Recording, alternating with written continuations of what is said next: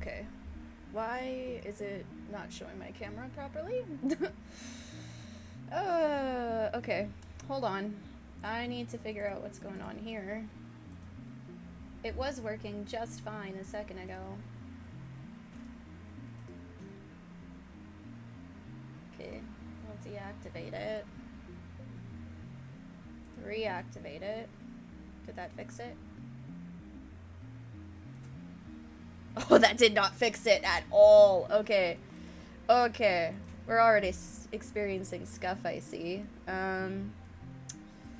Alright. Oh, it's not even registering that it's connected to OBS now, for whatever reason. Okay. Okay, that's weird.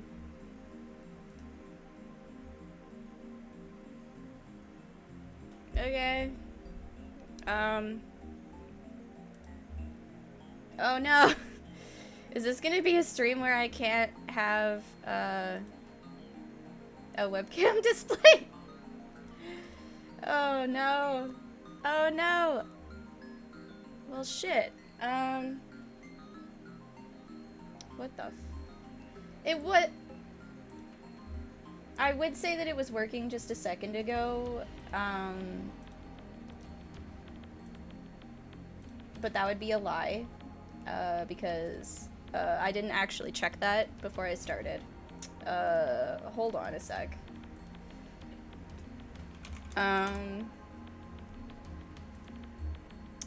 Okay. It says that it's on, though. Like, it's connected. Okay. Alright. Okay. Before I change anything, I'm gonna unplug it.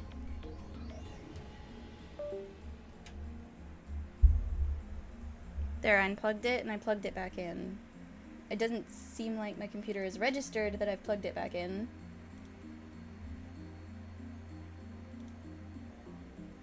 Okay. Okay. Okay.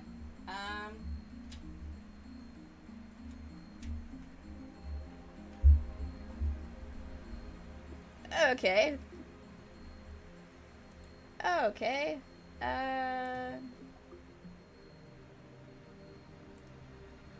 Oh! Oh! I think I fixed it. Oh my god, I fixed it. Hi! Okay, apparently the answer was to unplug it and plug it back in. Okay. That was some chaos. Alright. Okay. Figured it out, I guess. Hi! Welcome, welcome. My name is Micah. This is my corner of the internet. And, yeah, apparently my webcam briefly did not want to work. So, that was something. We're on chapter 6. I have no idea what ending I may experience. I don't know how many chapters are left. I know nothing.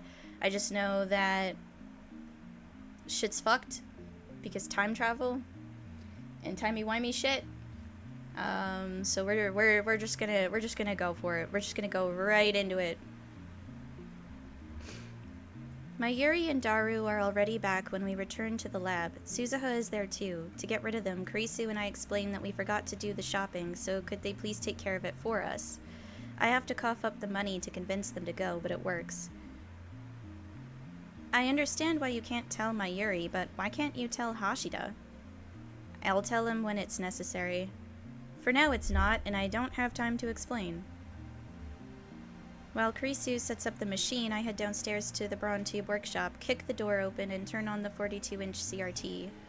That went more smoothly than I anticipated. It's highly illegal, of course, but I'll leap long before the cops get here. Kurisu looks shocked. Kurisu looks shocked when I return to the lab. They'll throw you in the slammer for breaking and entering. In a few seconds, it won't have happened.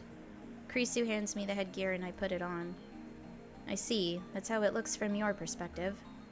What does it look like from my perspective? What happens here after you leap? You'll know soon enough. My consciousness travels to the past. That I know from experience. But what about the body I leave behind? If time is a straight line, then it's likely that the present will be reconstructed based on my actions in the past. But if the many worlds interpretation holds, then after I leave, this world will continue on as if nothing happened. I used to be so fascinated by the structure of the universe, but now I don't really care. All that matters is saving Mayuri. Krisu's fingers stop typing on the keyboard. What's wrong? It's nothing. I was just thinking. Maybe it works like a D-mail. The instant we send a D-mail, the present changes around us. Thanks to reading Steiner, only I remember what it was like before the change. That would make things easier, though I kind of hope you're wrong. Because you can't collect data if you can't record the change? Exactly. Krisu nods and begins tinkering with the settings again. I set the destination to 5 hours ago. You should arrive around 1:40 p.m. I completed the time leap machine just after 2. Do you remember? Barely. For Krisu, that happened only 5 hours ago. For me, it feels like weeks. Maybe it has been weeks. Nobody likes a man who can't remember dates. Be thankful that I make a habit of checking the time. I have a pretty good idea what happened when. Krisu finishes typing and turns to face me. Listen, Okabe, if you're going to keep using the time leap machine, there's one thing you must remember. Don't let go of your phone. Ever. It's your lifeline, your destination marker. As long as you keep it with you, you can leap to any time you want. But if you lose your phone, if someone else gets a hold of it, then if I leap to that time, my memories could overwrite theirs. I don't want to imagine what might happen next. If it breaks or the battery dies, then I won't be able to leap to that time. If it breaks, then I can get a new phone with the same number, but there will still be a period of time to which I can never leap. The time leap will fail. Once again, never let go of your phone. Got it.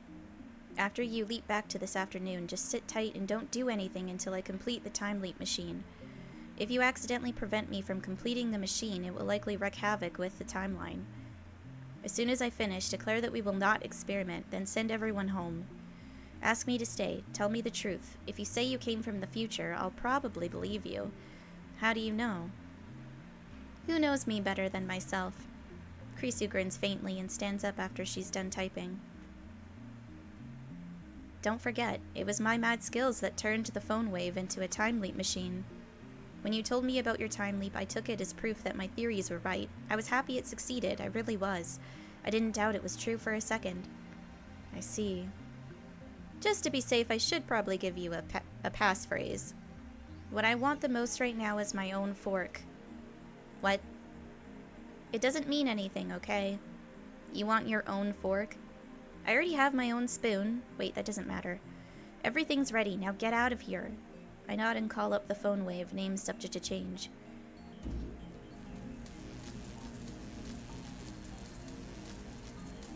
Be careful, and remember, I'm always on your side. Krisu touches my shoulder, then steps away.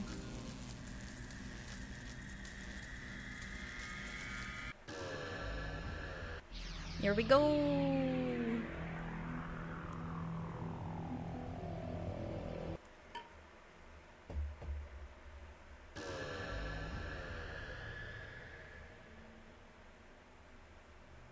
I lie back on the sofa with my phone in my hand, needles in my brain, a whining in my ears. These sensations never get any easier to endure.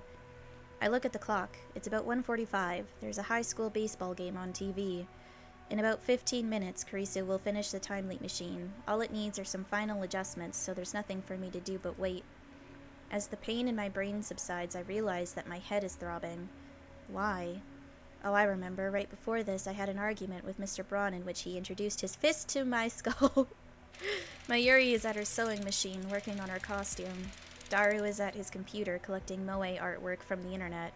Krisu is in the development room, upgrading the time leap machine. I sit, motionless, as the minutes tick by. Suddenly, the sound of the sewing machine stops. Okarin! Okarin, can you come here? Mayuri shows me her costume. Can you hold this for me? Spread it out like flop! Mayushi, say flop again. Flop! I got a flop. Stop it, perv. I follow Mayuri's directions and spread the costume out by the sleeves. Okay, Okay, thanks! Mayuri looks a little tired. She was working on this costume all night.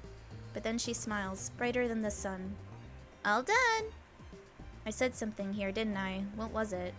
I can't remember. I finished before Chris-chan. We were racing. You win, Mayuri. Congratulations. But I'm finished too. Kurisu finishes connecting the two cords she's holding. Complete. Alright, that's my cue. We're not experimenting. Eh? Crap, was that too soon? I just finished and you're already shutting it down? What have I been doing these past 3 days? Time leaping presents a host of problems. I want to consider them all carefully. That's an unusually respectable opinion coming from you. Problems? I thought it was done? I'll explain later. Everyone's tired, so let's go home. We're not going to have a party to celebrate? We'll do that another day. I managed to convince Daru and Mayuri to leave. I lend Mayuri my phone charger since we use the same brand of phone.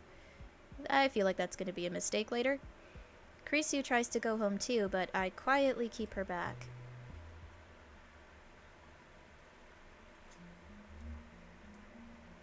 What? Are you upset? Yeah. Probably because I shot her down right after she finished the time leap machine. She'll feel relieved later, but only after she has time to fully consider its implications. I came from 5 hours in the future. Kurisu spears me with a piercing glare. Is that supposed to be funny? Her narrowed eyes make me believe that looks can kill. Don't glare like that. This isn't right. You're supposed to believe me. What made you think I'd believe something like that? You told me so 5 hours from now, okay? Don't be ridiculous. I would never make such a baseless projection. I'd like to have a word with future Kurisu. If this is how you're going to be, then you leave me no choice but to quote you word for word. When I told you about my time leap, you said, I took it as proof that my theories were right. I didn't doubt it was true for a second. Don't forget, it was my mad skills that turned the phone wave into a time leap machine. I don't talk like that. What you want most right now is your own fork. What? Kurisu's face suddenly turns red. You already have your own spoon, apparently. She said that? I'm gonna kill myself 5 hours from now. She appears genuinely shocked, for some reason, but I'm pretty sure she believes me now. It feels like someone peeked into my heart, and that someone is Okabe of all people. What does she think I'm going to do? But I think I believe you. Tell me the details. I explain everything to Kurisu again. I'm able to organize my thoughts better since this is my second time. I see. If what you say is true, then we have a serious problem. If there are 5 hours until Mayuri's death... There are 5 hours until Mayuri's death. We need to come up with a plan before then. Future me said that the chronology Future me said that the chronology protection conjecture holds, but I don't think that's quite right. That conjecture says that according to quantum theory, time travel is impossible due to the danger of disrupting causality. But when you time leap, there's no chance of a time paradox occurring. Two of me don't exist at the same time, and I can't bring anything with me to the past. All that changes are the memories stored in my temporal lobe. So at the very least, time leaping can't cause a grandfather paradox. So I was right. The universe itself is censoring me, correcting any changes I try to make. If that's true, then time leaping can't save Mayuri. Nothing you do will change the result. I can't accept that. Neither can I. The world is trying to kill Mayuri. As a scientist, I refuse to believe such nonsense. What about the many worlds interpretation? I just need to observe the world where Mayuri doesn't die. The many worlds interpretation. That might have something to do with how Mayuri's means of death keeps changing.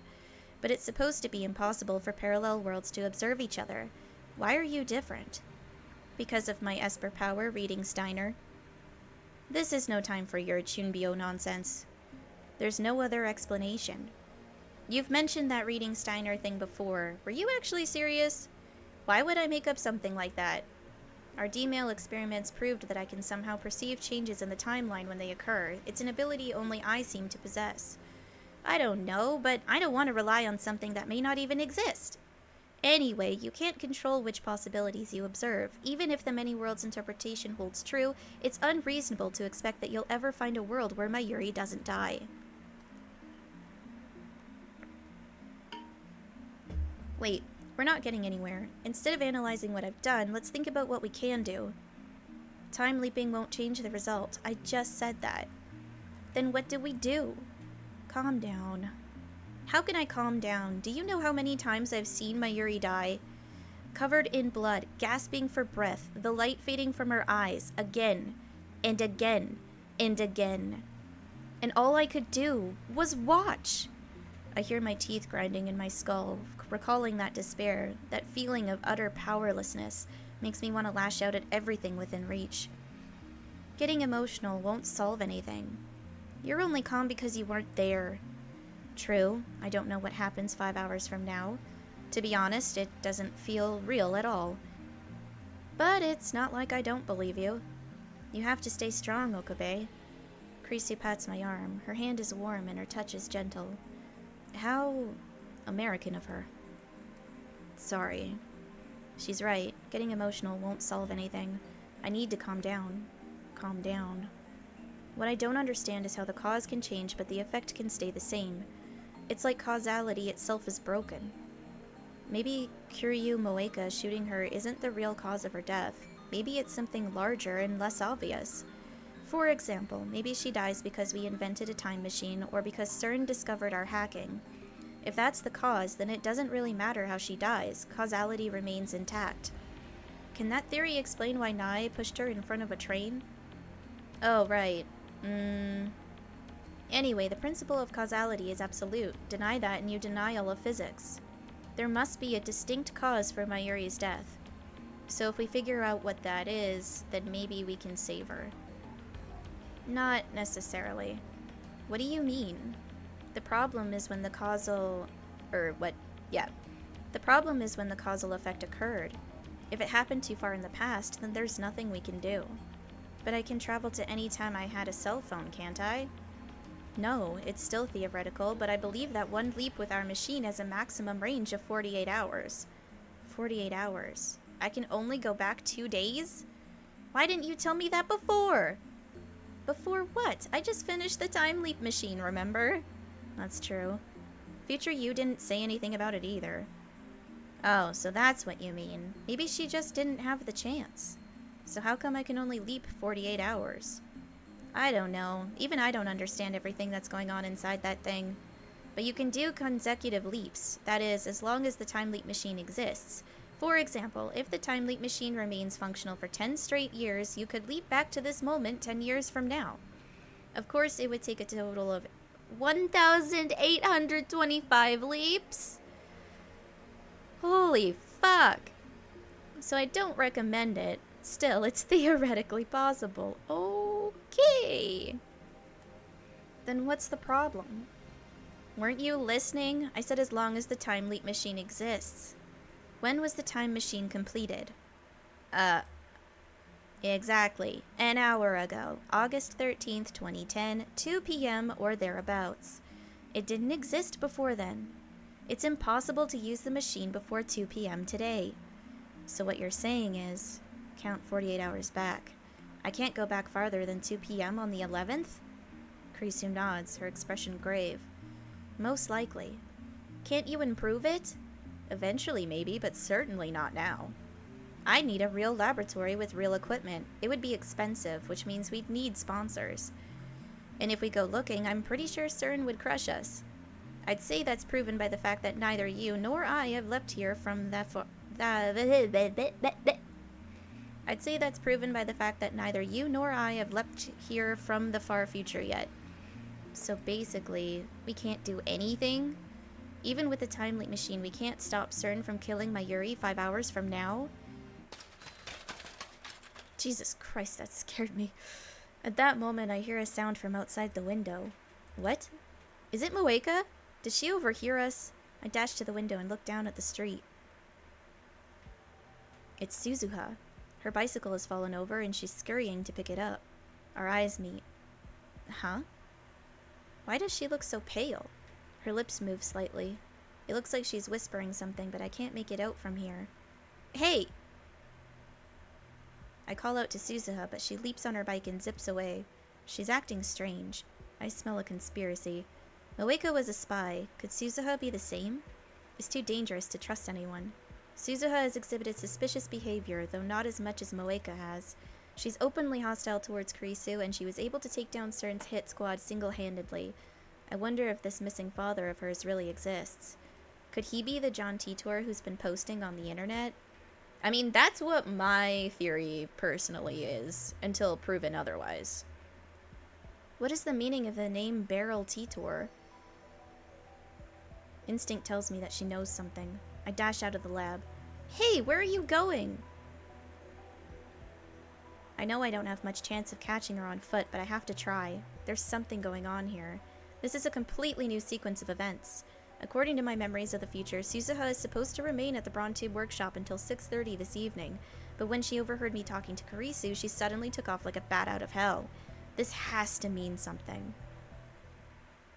Finally, progress. Suzuha's already out of sight, but when she left, she was headed for Chuodori. I wonder if her phone's on. Maybe I should just try calling her. Come to think of it, this reminds me of something. On the day she failed to meet her father, she disappeared without a word, just an email saying goodbye. I searched the town, but I couldn't find her, so I sent a D-mail that changed the past in order to make her stay. I'm pretty sure I lost her near the station back then. What happened on that timeline? Where did Suzuha go after failing to find her father? I search up and down Chuodori, but find no trace of Suzuha or her bike. I have to be careful. There could already be rounders here in Akiba. I comb the area around the station's main exit, but there's no sign of her anywhere. I lost sight of her here before, so I thought she might be close by. Maybe I should corner her on my next time leap, press her for answers before she can escape. I'd better get back to the lab. I start walking away from the station, but just then, the people around me gasp and point. Everyone's looking up at the sky. No, not the sky. The satellite embedded in the roof of Radicon. Why now? It's been there for 2 weeks. It's practically a landmark now. But everyone looks like they're seeing it for the first time. So I turn around and look up too. What? The lights on the satellite are blinking. Is someone inside? Who? Suzuha? Or could it be Moeka? The satellite has remained silent through all of my previous time leaps. What has changed? Obviously the fact that Suzuha overheard my conversation with Kurisu. Previously I lost sight of her at the station, in other words, right next to Radicon. Suzuha must be up there. Everyone's staring at the satellite. This is my chance to sneak in without being noticed. The shutters are half open, just as they were when I confronted Moeka. I summon my courage and crawl through the crack. When I get inside, the first thing I see is Suzuha's bike lying on the floor. So it is her! What is she trying to do? What is that satellite? How is it related to John Titor? Is it even a satellite? Nobody knows for sure. I checked online. No satellites fell out of orbit that day. When they do, whether by accident or design, they usually burn up in the atmosphere. It's impossible for one to land in such perfect condition. So what is it then? A jolt suddenly runs through my body. Could it be a time machine? There's only one way to know for sure. I need to get there before Suzuha does something. Finally! We're getting somewhere with the satellite! The elevator and escalator aren't operating, so I bound up the stairs 2 at a time. My lungs gasp and my legs burn, but I force my body to carry me to the top. There's the satellite, lodged in Radicon's roof. I notice wires holding it in place. The police must have done that so it wouldn't fall. There's a hatch open on the side of the machine. I see someone moving inside. Suzuha! The person freezes when I shout. I run to the satellite. Okabe Rintaro. Suzuha turns to me with a sad expression. Behind her, I can see the interior of the satellite. It's surprisingly simple, without the switches and buttons you'd expect. Instead, there's a black box the size of a desktop PC. There are numbers on the screen. 2010, 0813, and below that, 1975, 0813. Suzuha reaches out to press a button. Ow! Sparks burst from the panel. She jerks back, her fingertips burned. What are you doing? It's not working. You know how to use that thing? She doesn't reply. I see her shoulders sag. It's not working. Those sparks had to be from an electrical short. My eyes are burning from the smoke. Answer me, Amane Suzuha. I swallow hard, then ask the question. This is a time machine, isn't it? Are you a time traveler? With her head hung low, Suzuha nods. I'm John Titor. Oh.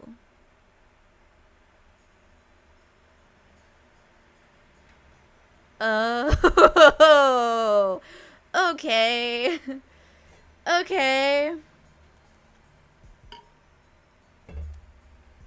There's still a big crowd outside, so we exit the building on the side facing away from the station. Suzuha has calmed down a bit, so I start pressing her for answers. What do you mean you're John Titor? Exactly what it sounds like. I'm the John Titor who's been posting on @channel. I thought he was a guy. Suzuha smiles humorlessly. I fooled you. Guess my camouflage worked then. Who are you hiding from? CERN. Those stories you posted, were they true? Mostly. A few exceptions. And those exceptions that It's those exceptions that bother me. So you came from 2036 and that satellite, that's your time machine. I was hoping you wouldn't find out, but my time machine went and broke on me. I really screwed up, huh? I thought Titor's time machine was loaded on a Chevy.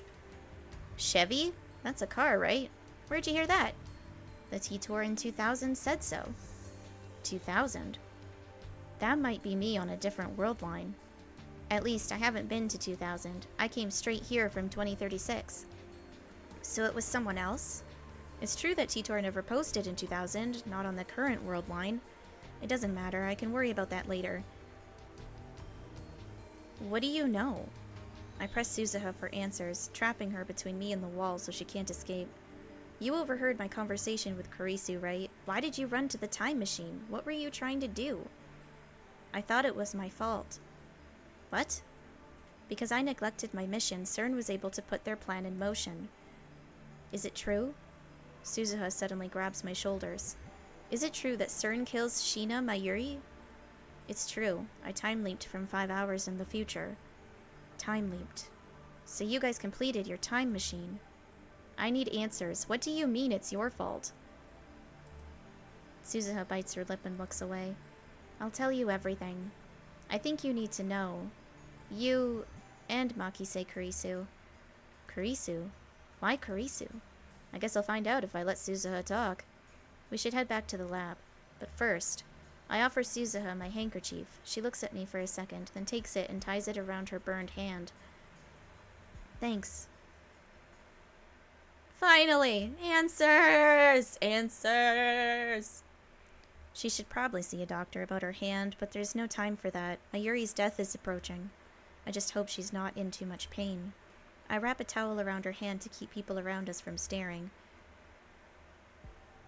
Welcome back, Okurin. Oh, Suzu-san's with you too. When we get to the lab, Mayuri and Daru are there for some reason. I thought I sent them home.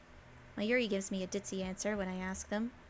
I really thought we should celebrate the birth of Super Phone Wave-chan.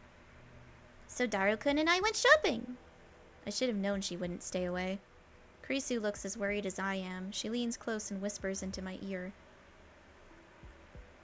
What do we do? Make absolutely sure Mayuri doesn't find out. Kurisu nods slightly. What are you guys whispering about? How many times do I have to say it? No party! Come on, Okurin, that's no fun. It's not about fun. I glance at Suzuha. She still looks depressed. Suzu-san, are you feeling okay? Suzuha, Christina, and I have important matters to discuss. That's why I asked you to leave for the day. Mayushi wants to hear too. I think he's serious. But Suzu-san looks sad. Mayushi's worried. Sorry. Suzuha hangs her head and bites her lip. I know she feels responsible for Mayuri's death, but how is she related? That's what I'm here to find out. I want Shina Mayuri and Hashida Itaru to stay. This concerns them too. If Suzuha says so, then I have no objections, but I quietly pull her aside and remind her not to tell them about Mayuri's impending death. Then I quickly explain Suzuha's true identity, that she posted on @channel as John Titor, that the satellite is really a time machine, that she came from the year 2036. A girl from the future? That's awesome! Can I shake your hand? We're not playing around here, Daru. What year were you born? 2017. That's in 7 years. You haven't been born yet, but you're here. Huh? There's no time to deal with my Yuri's confusion. I mean, fair enough. Alright, Suzuha, let's hear it. Well, the gist is what I posted on that channel. I came from the future, the year 2036. In my time, the world is a dystopia ruled by CERN. There's no war, no conflict, but no freedom either. Dystopia? A society where every activity is controlled by the government. In a dystopia, you're not allowed to eat bananas unless today is banana eating day. If you break that rule, they throw you in jail without a trial.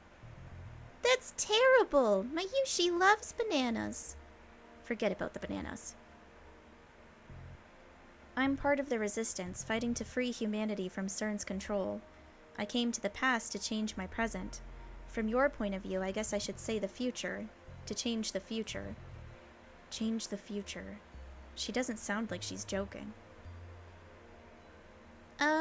What about finding your father? Was that a lie? Suzuha doesn't answer. Does that mean it was a lie? CERN is a research institution. They don't have political power. I explained that to John Titor several times online. Online?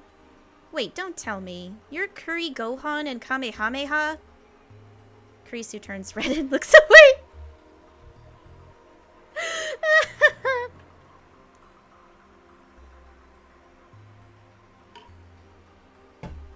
Alright, so she's an anime fan.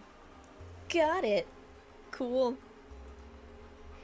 Titor came forward, so it's only fair that I do too. In that case, I'll come clean too. I was posting under my true name, Hyoin Kyo. I know. Ah, you harmonized! Suzuha frowns. She must not like having anything in common with Kurisu. She clears her throat and continues. CERN is still a research institution in 2036. The world is actually ruled by CERN's secret backers, the Committee of 300. The Committee of 300? They're real? That name was in CERN's top secret documents. When CERN successfully completed their time machine, they became the sole entity with power over the fourth dimension, time. In just 2 years, they remade the world to serve their purpose. Just 2 years. But that's only in objective time. I bet CERN's time travelers spent many decades leaping back and forth across history, building the foundation of CERN's rule. That brings us to you, Makise Kurisu. Suzuha glares at Kurisu. In 2036, you're apotheosized... Wait, what? You're apotheosized as the mother of the time machine. Apotheosized? In Japanese, please.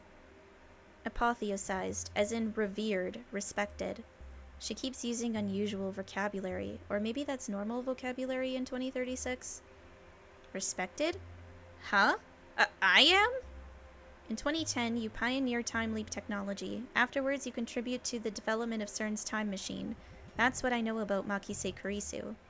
Is that why she treats Kurisu like an enemy? Then I must be the father of the time machine, right? Okabe Rintaro is a terrorist in 2036. You're pretty infamous. What? Seriously? I'm a terrorist in the future? I helped CERN build their time machine? I don't believe it.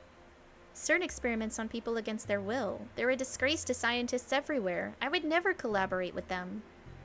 But that's how it is in the future. How did the future me explain herself? We've never met. By 2036, you're already dead. Sorry. Well, that's just great. I don't even make it to 50? In my time, there are 2 kinds of people, those who live extremely long lives and those who die young under suspicious circumstances. People who act against CERN are erased. They erased me? Suzuha looks into Kurisu's eyes. For once, she's not glaring at Kurisu.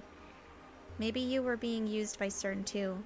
Maybe they took your parents hostage and forced you to work on their time machine. No. Does that mean Mama's in danger? Kurisu's mother is in America. It's not terribly difficult to imagine CERN kidnapping her while Kurisu is away. After all, I watched Moeka kill Mayuri in cold blood. Rounders. What's that? CERN's private army, or something like that. Suzuha nods. On paper, they're an independent technology research firm. In reality, they do the dirty work for CERN all over the world. According to Moeka, they have two chief duties. First, to acquire IBM 5100s, the only computers that can access CERN's secret database. Second, to find promising scientists in the field of time travel and force them to cooperate with CERN, or eliminate them if they will not. So they already exist. I thought they might. In my time, they're our #1 enemy. To dirty work? Does that mean, like, kidnappings and assassinations? Suzuha looks to me with a question in her eyes. I shake my head. In my time, yes, but I don't think they've reached that level in this time yet. Daru is visibly relieved. Amane-san, you said that most of what you posted as John Titor was true, right? Right. Does that mean you know how the universe works? You claimed that the Everett Wheeler model, the many worlds interpretation, is correct. That was a lie, camouflaged so that CERN wouldn't target me. If I mix one lie into the truth, then the bad apple spoils the barrel. So you don't know. I do. By 2036, scientists have successfully modeled the structure of the universe, and it's not the many worlds interpretation. Really? Tell me. Attractor fields. Right. I told you by mail, didn't I? What sort of model is that? The universe is made up of world lines and attractor fields. Suzuha walks over to Mayuri's sewing table and picks up a ball of red yarn. She holds one end of the yarn and drops the ball to the floor, then holds about a meter of yarn in front of her face. The universe is like this piece of yarn. Countless possible world lines exist side by side, branching out to infinity. From a distance, it looks like a single string, but when you look closer, the string is actually made up of individual threads woven together. At the end, those threads converge on a single point. The paths are different, but the destination is the same. Isn't that determinism? Close. This model is a little looser. The school of philosophy that states that every event is predetermined by previous events. I think that's a belief system among Japanese people, but I don't know which, like, religious affiliation it has, because I've seen it being I've seen it in, like, more specifically anime, because of course that's the medium I consume the most that's Japanese, where it seems like it's based within, like, Shinto religion, but don't quote me on that because I'm not 100% sure. But it seems like it's a very common belief system that Japan as a whole has in some way. The past determines the present determines the future. Even though we may think that we are acting of our own free will, in truth we are only following a predetermined path. Those who subscribe to determinism Those who subscribe to determinism often cite the thought experiment of Laplace's demon.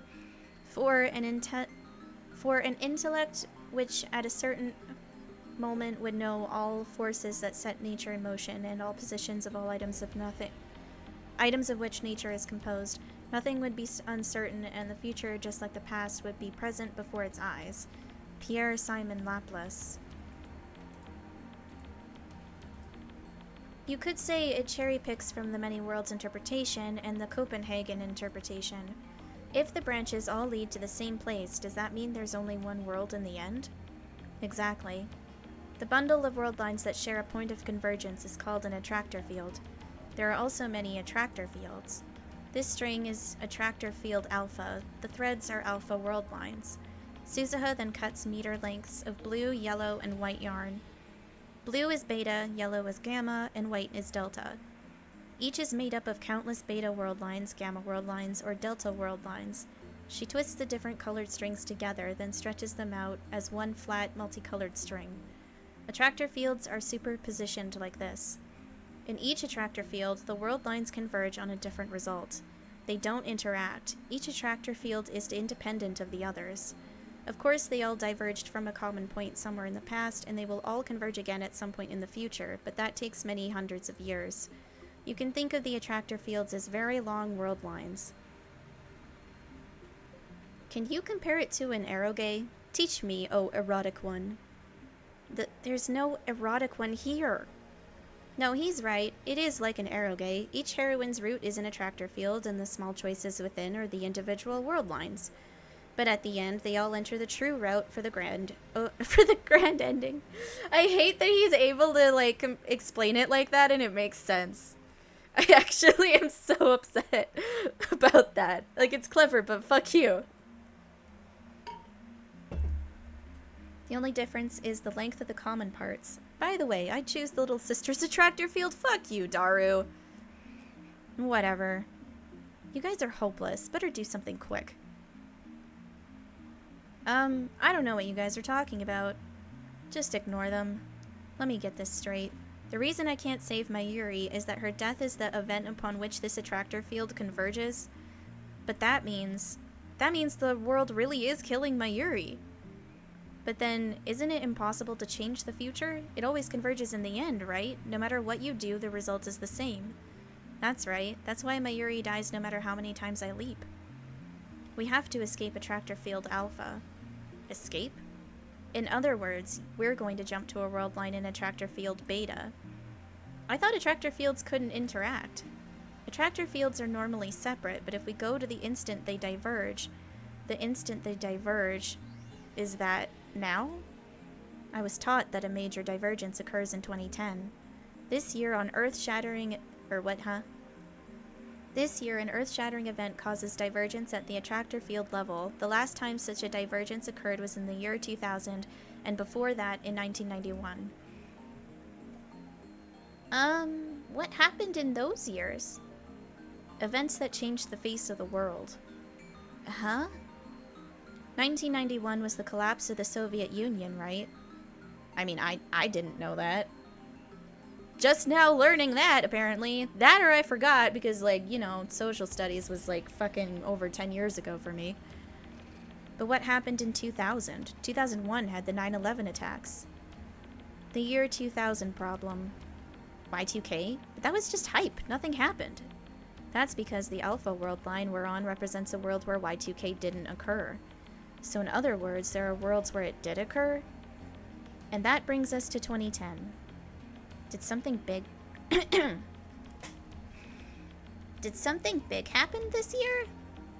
What else could it be? Suzuha looks towards the development room. But the creation of humanity's first time machine. Oh yeah! Wow! One more question. Krisu keeps plowing ahead. I guess that's what makes her a scientist. These world lines aren't parallel worlds, are they? Right, what's that again? A universe that exists separate from ours. It is believed that some parallel worlds may be strikingly similar to ours, even containing duplicates of ourselves. No, ultimately they're just possibilities that exist simultaneously. Then how do you observe the differences between world lines? Wouldn't you need a god's eye view to do that? Normally, however... Suzuha looks at me. Don't tell me. Reading Steiner? Is that what you call it? Okabe Rintaro, you have the power to observe changes across world lines, correct? Yeah. That's the key. Your power is the key to freeing the world from Stern's rule. You have the power of a god. My power. If you escape attractor field alpha and reach a beta world line, then the result will change. I feel a shiver of excitement. So there's hope? I can save Mayuri? Suzuha nods firmly. Then I must do it. I have no choice. Wait a second. Krisu, however, is not so enthusiastic. How do we know this is all true? What if Amane-san is just making stuff up? What? I'm not making stuff up. Calm down, I'm not trying to pick a fight. But I still have questions. 1. How do you know about Okabe's power? 2. How did you know Okabe and I were in Akihabara in 2010? Don't you know a little too much for someone born in 2017? She has a point. Everyone looks to Suzuha. It was written in Dad's will. His will? What do you mean? Or, what do you mean? Ah, God, I don't even know if I'm voice acting her right. I think I've lost it. His will was what made me decide to time travel. My dad was one of the founding members of the Resistance. He hid from CERN and researched time travel on his own. He wanted to change the future. But CERN killed him. That's why I'm here, to fulfill his dream. I'm sorry. Suzuha doesn't look at Kurisu. She still seems to have a grudge against her. Kurisu would never actively cooperate with CERN, I know that, but I just can't say it in front of Suzuha. For some reason, Suzuha really does see Kurisu as responsible for the problems of the future. But if that's the case, why doesn't Suzuha just kill Kurisu? Wouldn't that change the future too? Maybe she can't. World lines converge. No matter how hard I struggle, my Yuri dies. Similarly, it may be impossible for Suzuha to kill Kurisu, no matter how much she may want to. Suzuha clears her throat as if to change the subject. Akihabara 2010, the time machine created here, accelerates CERN's own time machine research. We have to stop that from happening in order to guide history in a new direction. Stop it? How? CERN already knows about us. That's clear from Moeka's attack. Dad believed that the ultimate cause was the very first email you sent with your time machine. An email? It wasn't because they caught us hacking? Like I said, nobody can catch my hacking. Which email are you talking about? I know. Wasn't it the email Okurin sent that said Chris-chan died? Right, the email I sent to Daru right after Dr. Nakabachi's conference. Oh, that. Back then, we hadn't yet realized that the phone wave name subject to change was a time machine. CERN probably intercepted that email and realized what it meant. They were already onto us back then? Come to think of it, the first time I met Moeka was the day after I sent that email. We really jumped in the deep end, huh? Mayushi's good at the breaststroke. Alright, then do a sexy underwater pose. But how did they intercept our email? Hundreds of millions of emails are sent around the world each day. CERN uses the Echelon network to collect communications pertaining to time travel research worldwide. The fuck? Oh, it's a Chunbyo reference, okay. According to conspiracy theorists, Echelon is an advanced signals interception system based in the United States and operated by the National Security Agency, NSA. Well, that's probably something that's actually real that we don't have public access to, and was in development during was his name John Snowden? Something Snowden. Like, yeah, like that was a whole thing. However, American authorities have never publicly admitted to Echelon's existence, and no proof that it exists has ever been found. Participating countries allegedly include the United Kingdom, Canada, Australia, and New Zealand, but not France. Of course Canada got involved. Why wouldn't we? We're basically heavily intertwined with Americans' bullshit. As an ally of the United States, Japan can allow the construction of domestic Echelon stations in exchange for access to the intercepted data. The elephant cage antenna array located at Misawa Air Base in Aomori, Japan is rumored to be one such station. These stations are said to intercept, collect, and analyze a wide range of signals, including private cell phone transmissions. Bro, this is probably something that actually exists in some capacity, and we just don't even know it. Like, that would 100% be a conspiracy theory that I could understand being real, and us just not being aware of that or not having proof of that. Echelon? It really exists? As an expert on conspiracies, I understand the implications, and they terrify me. No one else seems to get what Suzuha's saying, though. Echelon sees everything. Any transmission that even hints at time travel is filtered and sent to CERN. For example, an email that appeared to have come from the future. We need to find the record of that email in CERN's database and delete it. If you do that, then CERN will never know you exist. Their time machine won't be completed in 2034. If we're lucky, the program may be shut down entirely. In other words, deleting that data will take us to the attractor field where CERN doesn't build a time machine. There wasn't any data like that when we hacked CERN's database. The IBN 5100. Oh! Of course! CERN's IBN 5100 database. That's probably where they store the data from Echelon. So that's what it is. Damn it, Daru, why didn't we use the IBN 5100 earlier? We never had one? What are you talking about? I got one, remember? Huh? Right, that was on a different world line. On this world line, I never found the IBN 5100. My mission is to make sure you acquire an IBN 5100. You have one? Suzuha shakes her head. I'm going to 1975 to obtain one. 1975, the year the IBN 5100 went to market. I know because the John Titor in 2000 said that was his mission. Was that John Titor's Suzuha too? Anyway, if Suzuha can get us an IBN 5100, then we can leave this attractor field and jump to a beta world line where CERN never finds us and their time machine is never completed. Mayuri won't have to die. Alright, we need to move fast. How soon can you leave, Suzuha? I was trying to leave when you caught me, but... Suzuha bows her head apologetically. I look at her burnt hand. She's hiding it from Mayuri and Daru, but I can see the blood staining my handkerchief. It hurts to look at. Maybe we should get her to a doctor. Right. Your time machine's broken.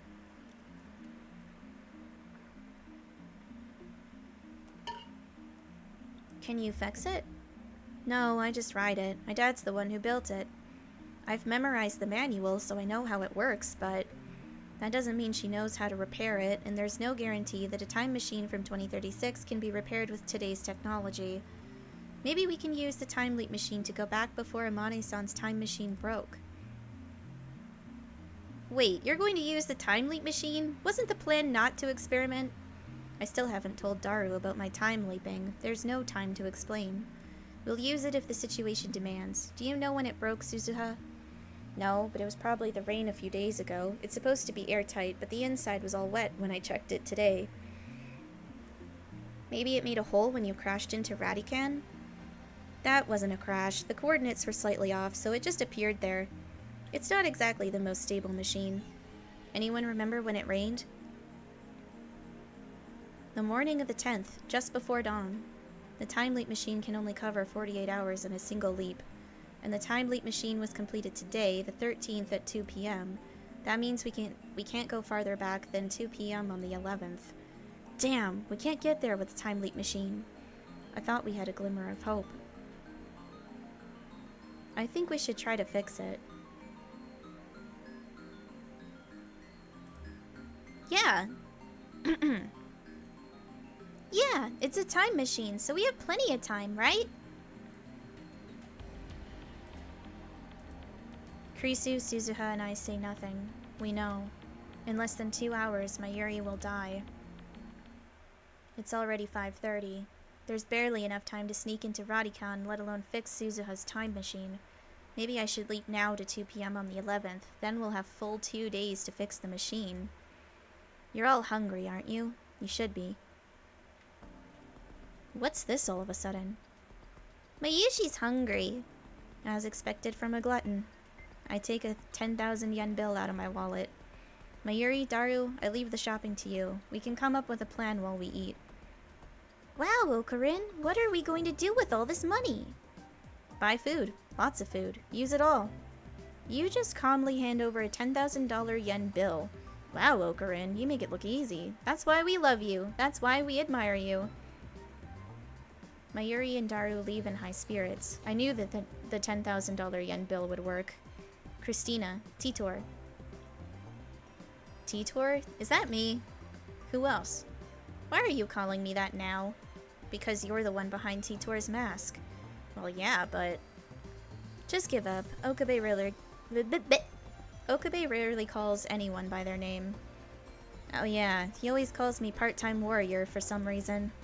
Listen, you two, I'm going to leap to 2 p.m. on the 11th. After Titor explains herself again, we'll start repairs on the time machine. Our goal is to have it working by this time today. Is that the best plan? It's better than trying to fix it when we only have 2 hours left. If it doesn't work, I'll just keep repeating the same 2 days. I'm sorry. Titor, we're counting on you to get us an IBN 5100. Never forget, I'm not doing this for you, and I'm not doing it for the future. My mission is to save Mayuri. Call me self-righteous if you want. However, I'm doing this my way. Krisu and Suzuha give an encouraging nod in agreement. Good, then let's begin. You're not going to name the operation? Who cares about that? This isn't a game. Mayuri's life hangs in the balance. You couldn't find a good Norse mythology-themed name? Why Norse mythology? I don't think there's a deep meaning behind it. Chunbyo patients just love Germanic names for some reason. Now that you mention it, most of our operation names in the Resistance have Germanic names too. Whenever I ask, they say it's tradition. So there's still Chunbyo in 2036. Cut the chatter. Mayuri's life hangs in the balance. There's no time for this nonsense. Krisu sets up the time leap machine while Suzuha goes to turn on the 42-inch CRT. Well, before Mayuri returns, I leap.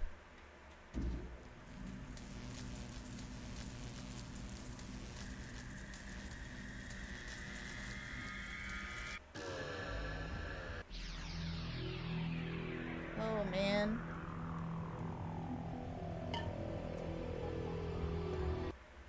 Crazy. He's probably gonna feel so awful after that leap. When I come to, I'm standing with my phone in my hand. While I wait for the ringing in my ears to subside, I check the date and time on my phone screen. August 11th, 2:21 p.m. Right now, I have 2 more days. As a matter of fact, I leapt twice, first to 2 p.m. on the 13th, when the machine was completed. From there, I leapt an additional 48 hours to 2 p.m. on the 11th. It was my first consecutive leap, but it seems to have gone well. I immediately head downstairs to see Suzuha. I'm relieved to see that her hand isn't burned. When I explain the situation, Suzuha races to Radikan to confirm my story. After she realizes that I'm telling the truth, I take her back to the lab and have her repeat the explanation she gave us before I time leaped. We come to the conclusion that all we can do right now is try our best to repair Suzuha's time machine. Let's go take a look. Daru is unusually enthusiastic. I guess Suzuha's talk of attractor fields and divergence and correcting history's mistakes got his blood pumping. Hold on, everyone. Mayuri stops us as we're about to leave the lab. Guys? Aren't we forgetting something? Like what? What about Suzu-san's dad? Oh, right. I thought Suzuha was lying about that, but when I turn to her, she looks away. That doesn't matter now, does it? It does too. I mean, it'll take time to fix the time machine, won't it? We should help Suzu-san find her dad in the meantime. Right? But when I show reluctance, Mayuri puffs out her cheeks. Don't be like that, Okarin. You have to keep your promise. What promise? We promised, remember? We said we'd all look for Suzu-san's dad. That's right. We convinced her to stay by promising to help look for her father. Yeah, I remember. I know Suzu-san has a mission and stuff, but I think she also came because she really wanted to meet her dad. Mayushi wants to make that happen. If Mayuri feels that strongly about it, there's no way I can refuse. Shina Mayuri, you're such a nice girl. Suzuha sniffles. You're right. I thought I could find him if I came to this town. I know that he was in Akihabara in 2010. So your father's real? Of course he is. At this age, he's probably still young and cool. His name was Beryl Titor, right? Yeah, that's right. Wow, a foreigner? No, I'm pretty sure he's Japanese. Beryl Titor is his code name in the Resistance. I don't think he's using it yet. So that's why Suzuha called herself John Titor. I don't know his real name. Some daughter, huh? Suzuha looks like she's about to cry for an instant, but she quickly covers it with a bitter smile. He died before he could tell me. Hearing that, I realize how hellish the world she came from must be. What about your surname, Amane? That was my mother's maiden name. So you have no leads? Leads. Oh, there is one thing. Suzuha claps her hands together and starts patting her pockets. A few seconds later, she reaches into one and pulls out a pin? A pin? I've seen Suzuha fiddling with it before. It's just a regular pin, the kind you stick on your hat or bag. There's something, this is Mayuri. There's something written on it. It reads OSHM asterisk asterisk asterisk A 7010. This belonged to my dad. A memento. Google it, Daru. Daru runs a search but gets only incomprehensible foreign sites. He was here in Akihabara, so I think we can exclude the foreign sites. Okay, got it. He narrows the search down to Japanese sites, but even then none of the results look relevant. Nothing. But this has to be some kind of hint. With Suzuha's permission, I take a picture of the pin. Okay, all in favor of helping Suzu-san find her dad? I want to argue that there's no time for that, but Mayuri is right when she says that the time machine won't be ready for a while. I guess there's no harm in letting her have her way. After all, there's no point in running, not even 2 days a head start. Even if I dragged Mayuri to the dens of the earth, we wouldn't be able to escape her death. I know that now.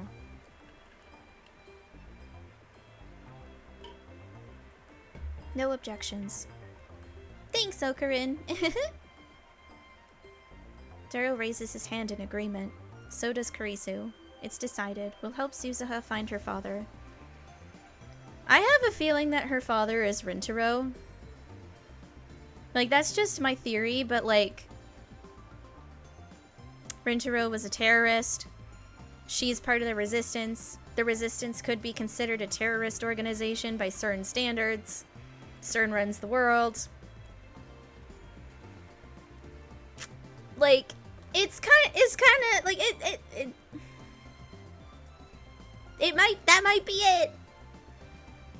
Everyone, thank you. But I want to be clear that my mission to 1975 comes first. That was my dad's final wish, after all. So if we still haven't found him by the time repairs are complete, I think we should give up. Is that okay?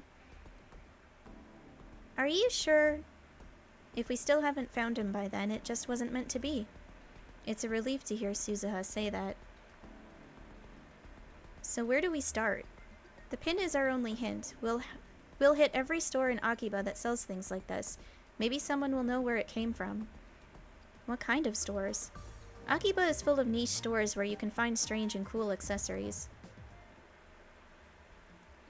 It's hard to sneak into Radican in the daytime. There isn't a crowd out front like before, but pedestrian traffic remains constant. It takes us about 30 minutes to find a way in. Kurisu is back at the lab working on the time leap machine. It needs to be complete by 2 p.m. on the 13th. If she's late, it could affect my ability to time leap, which would lower my chances of saving Mayuri. Speaking of Mayuri, she wandered off somewhere in search of Suzuha's father. How does it look? I called a Daru who's examining the flooded satellite, time machine, while Suzuha and I keep a lookout. Daru crawls out of the machine. He's covered in sweat and his breathing is heavy. We quickly help pull his huge body out. The time machine is completely visible from the street. If someone were to see us up here, they might report us to the police. It's been 2 weeks since the satellite appeared, but Akiba still has tourists who come just to see it. We need to take care not to be noticed. It's so freaking hot in there. It's worse than a sauna. Spend too much time in there and I'll turn into Daru jerky. By the way, it's not gonna fall or anything, right? The time machine is balanced precariously on the ledge, but the police have hooked up support wires, so Daru probably has nothing to worry about. Can it be fixed? Well, I still don't know for sure, but there is one thing I noticed just now. It's built kind of like the phone wave. That means there's a chance, right?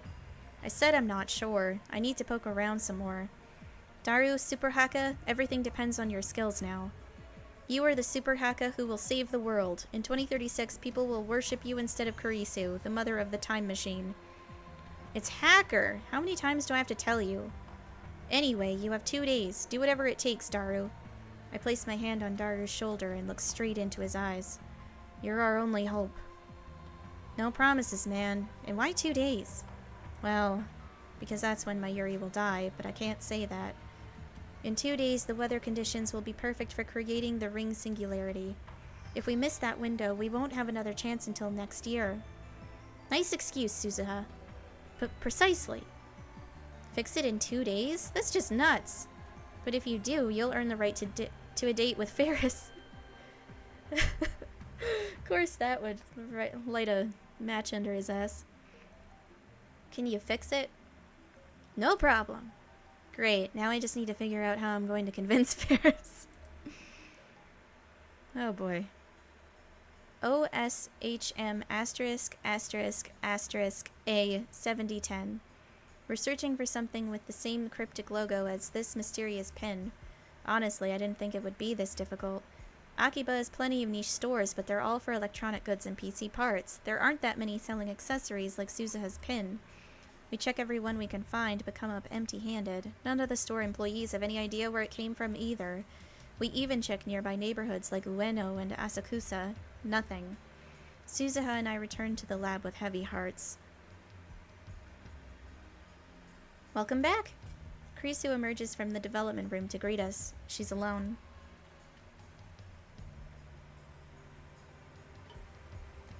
From the looks on your faces, I guess you didn't find anything. Where's Daru? He hasn't come back yet. It's already dark, so maybe he went straight home? It's too dark to work at Radicon now. We can't use lights because that would be too conspicuous to the people below. Mayuri isn't around. Is she making any progress in the search for Suzuha's father? I feel bad. There's no time for this. It's not for you. We're doing it to save Mayuri. Yeah. I start up Daru's computer and search the net for communities of people who collect unique pins. Excuse me. I'll investigate tomorrow based on the information I find. There's a pin collecting group on a site called Free Para where everyone shows off their collections. I post there asking for information. I'm sleeping on the couch when a loud alarm rings in my ears. Is it CERN? I jump up and see Krisu and Suzuha. Krisu is holding her phone. That's the source of the sound. Good morning. Her sour expression says it's not good at all. I wish she'd put herself in my shoes and see what it's like to be woken up suddenly like that. I check the time on my phone. It's just before 7 a.m. You came to wake me up? Thanks. I didn't do it for you. I asked her to wake you up, Okabe Rintaro. There's something I want to show you. I realize that there's a strange object sitting on the table in front of me. One that is oddly familiar. What's this?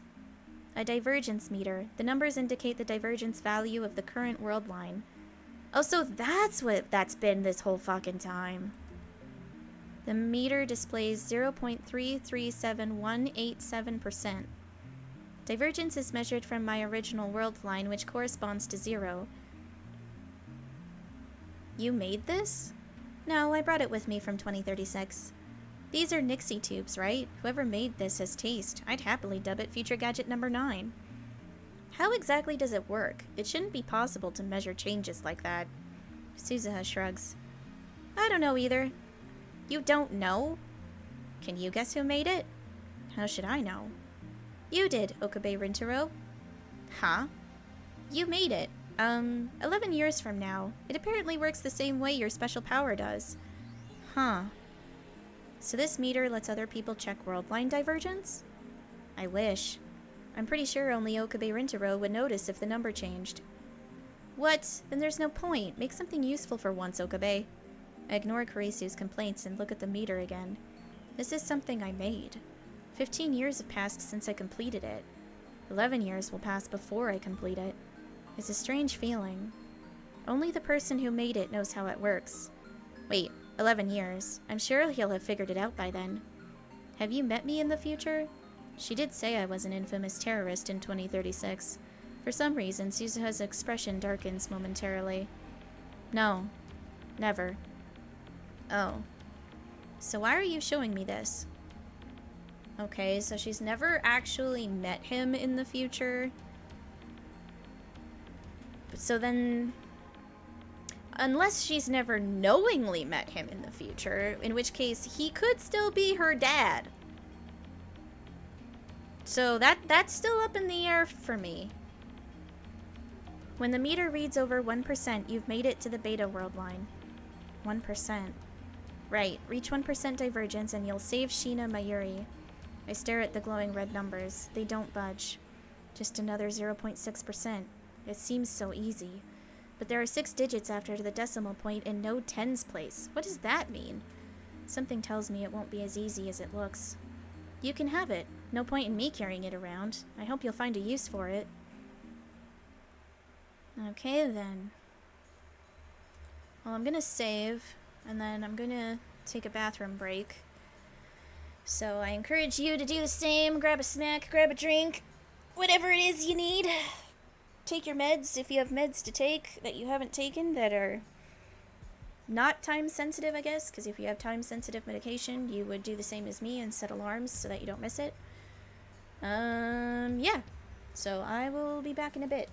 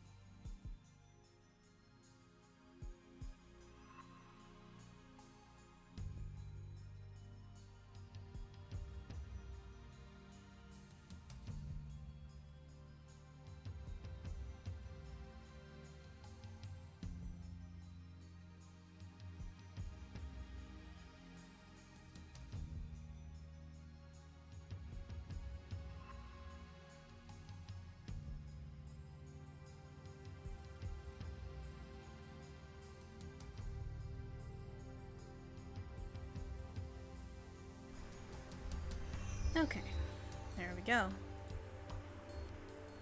And we are back.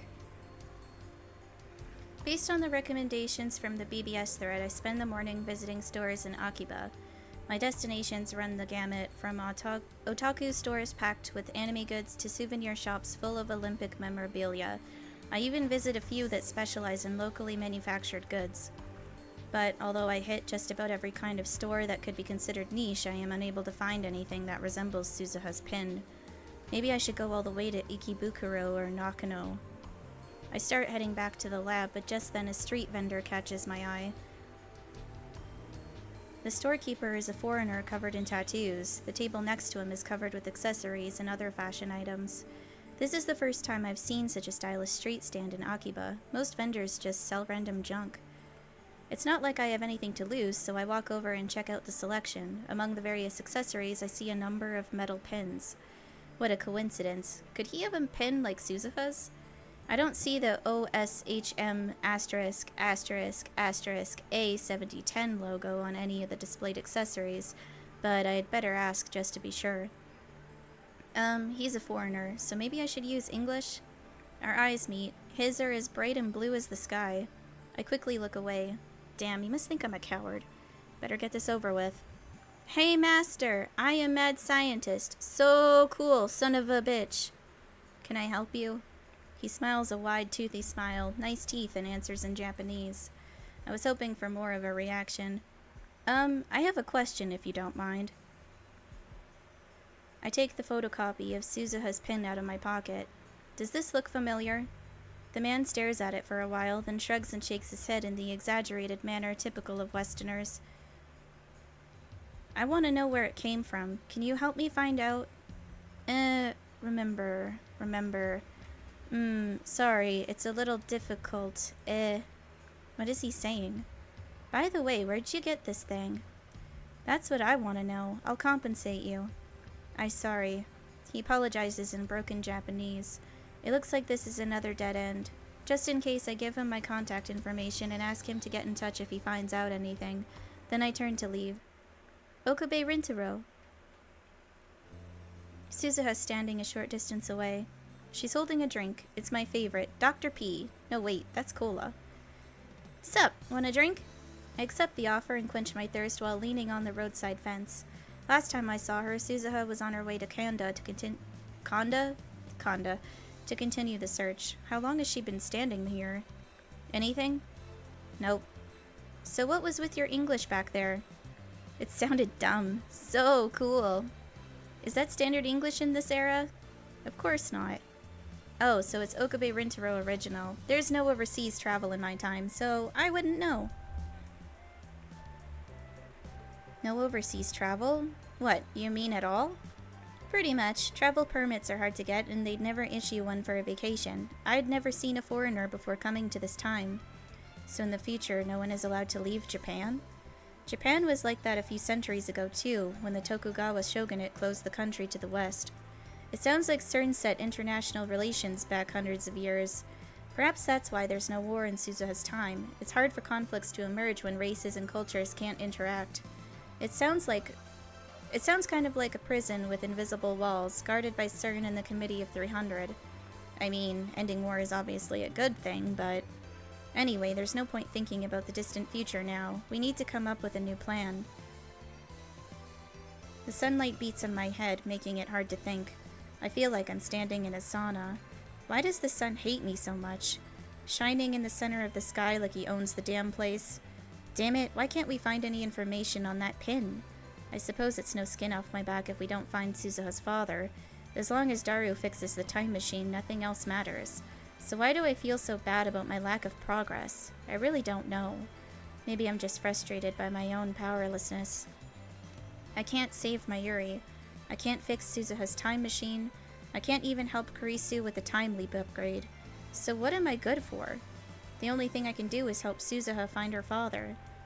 Maybe this pin is newer than we think. I mean, maybe it hasn't been made yet. Suzuha stretches, then looks at me with a calm smile. Maybe I'm not meant to meet him. I mean, we've tried everything and still no sign. It's just not in the cards, I guess. I feel a surge of anger at her words.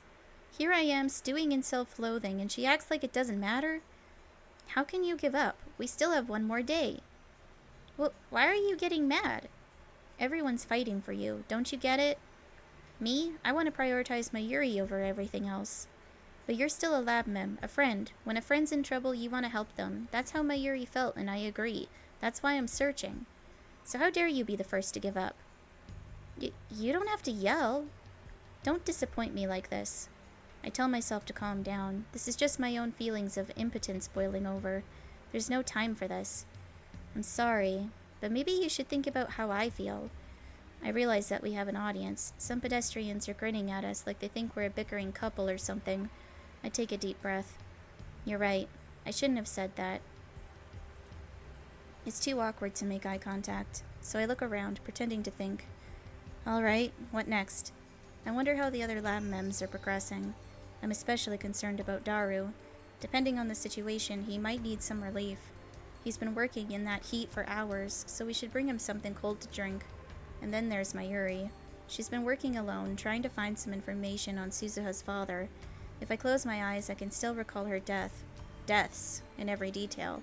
I resist the urge to pound my head against the wall. Although we still have over 24 hours before that happens, I can't help but worry about leaving her alone. But currently, all I can do is search for that pin. We decide to try Ikebukuro as our last stop for the day. It would be nice to visit home, but I don't have the time, and besides, Suzuha's with me. What in the world is going on? My phone is just fucking going. Oh, it's the Snapchat group. Okay, I don't know what they're doing, but I can check it later. Our search turns up nothing. As the evening wears on without a single lead, Suzuha and I grow quieter and quieter. We're exhausted from walking, and we can't shake the feeling that all our efforts are futile. This isn't good. By the way, I try stirring up conversation. I should get her to talk about the future. After all, she is a time traveler. This is a once-in-a-lifetime chance. I remember how shocked Kurisu was to learn that she only lives to be 44, and I was told that I become a terrorist. Am I really famous in 2036? As a terrorist? Oh. So what did I do to be called a terrorist? You rebelled against CERN. You're actually one of the founding members of the Resistance, just like my dad. Well, it's almost as if he could be your dad. I helped found the Resistance.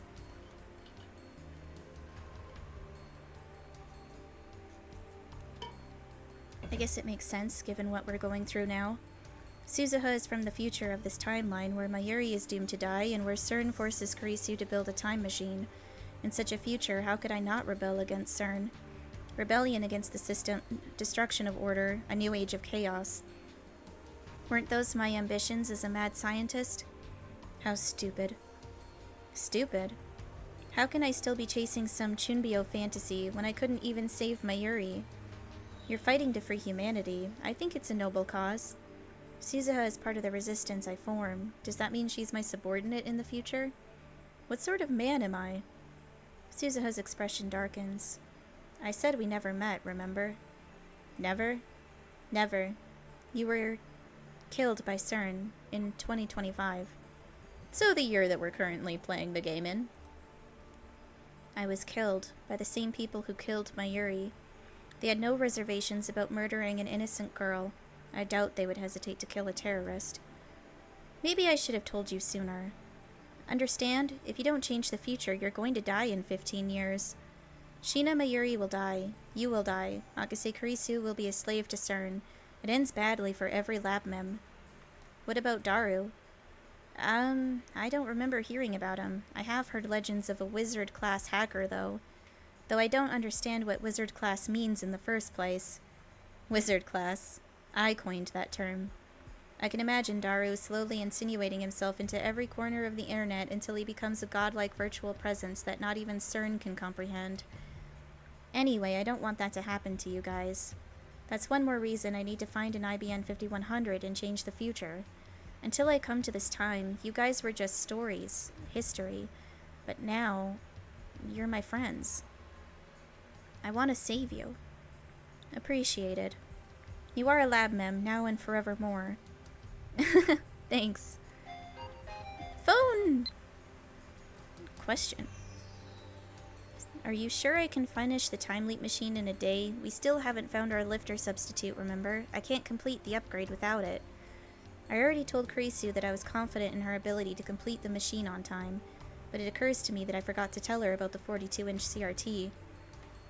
Our lifter is the 42-inch CRT downstairs. The electrical discharge phenomenon occurs when it's turned on, so don't worry about it. Just finish the upgrade. There, that should do it. I send a reply and decide to keep searching for the pin with Suzuha just a bit longer. Time is quickly running out. Is there anything more that we can do? It's early evening, but the roof of Radicon is still hotter than hell. When I provide Daru with the refreshing gift of Dr. P, a frown appears on his sweaty face. You're supposed to give me an ice-cold, zero-calorie cola. Common sense, man. I forgot he's a cola guy. No sense letting it go to waste. I drink the Dr. P myself. Daru and Suzuha start discussing the time machine. Mayuri and I watch from a short distance away. Hey Yokurin, isn't it amazing that the satellite was a time machine? Yeah, I guess so. I thought that Titor's time machine was a car, a 1970s Chevy. It never even occurred to me to suspect the satellite. I should know better than to take anything for granted. In retrospect, the satellite was suspicious from the start. Not only had it appeared out of nowhere, but Titor only started posting afterwards. I'm disappointed in myself for not realizing the connection. I'm glad Suzu-san wasn't hurt in the crash. I doubt it was anything like a crash. It probably just appeared there, displacing the wall, which then collapsed around it. After all, the time machine isn't self-propelled. It doesn't fly. I heard it's really hard to drive. I guess she heard that from Suzuha. If the gravitational whatchamacallit coordinates are just a teensy bit off, the whole time machine becomes a jellyman and goes ploop. And she even said her time machine's unstable since it's not a CERN model. I'm worried about her trip to 1975. Do you think I should go with her? I wonder if I'd fit. What would you do in 1975? I'd cheer Suzu-san on, of course. I'd hold her hand super tight and tell her that everything's going to be okay. Something tells me that won't be much help.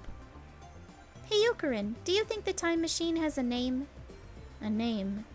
That's the least of what I want to know about the time machine. Time permitting, I'd like to spend a whole day picking Suzuha's brain. I'm pretty sure John Titor's time machine had a model number. But the John Titor from 2000 might not have been Suzuha. There was no John Titor in 2000 on this world line after all. Although, I suppose it's possible that Suzuha will drop by 2000 after traveling to 1975. If you want to know, just ask Titor. Oh yeah, Mayushi didn't think of that. Mayuri giggles, then runs off to talk to Suzuha. She comes back quickly. Yep, it has a name. What is it? FG204 something something, she said. Something something. Anyway, don't you think Daru-kun and Suzu-san are a good match? Huh? Mayuri's jumping all over the place today. I look at Daru and Suzuha again. How do you figure? Daru's all about Ferris, you know. Oh, really? She tilts her head to the side. Good grief. Mayuri and I aren't of any use. I would prefer to leave Daru and Suzuha to it and resume the search for Suzuha's father, but Mayuri seems happy just sitting here. We don't have any leads on the pin or its owner. Maybe 2 days just aren't enough. No, that's quitter's talk. Like I told Suzuha, I don't want to give up. Besides, even if we don't get the information we need this time, I can use the time leap machine to repeat these 2 days until we do. Oh yeah, Mayuri, what happened to your costumes? There's only a few more days until Kamima. I remember Mayuri pulling all-nighters to get her costume done. Has that changed?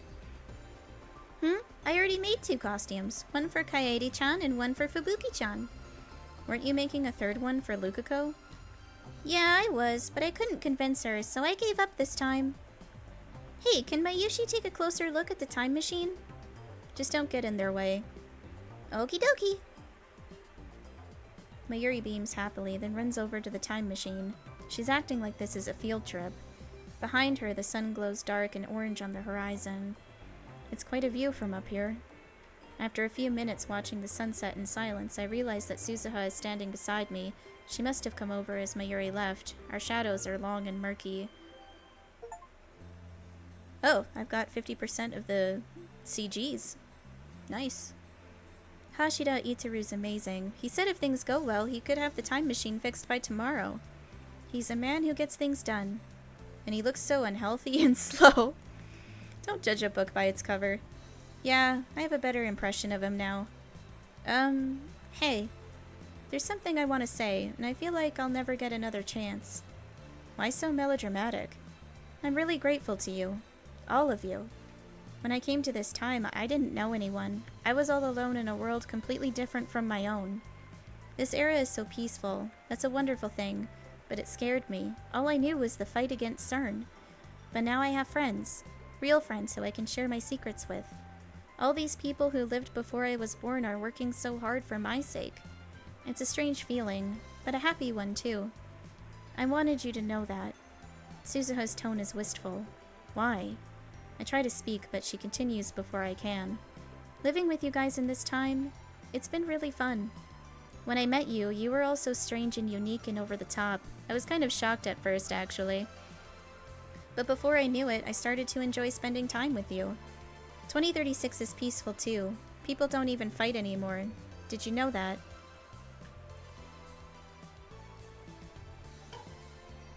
How could I? I'm not even alive in 2036, right?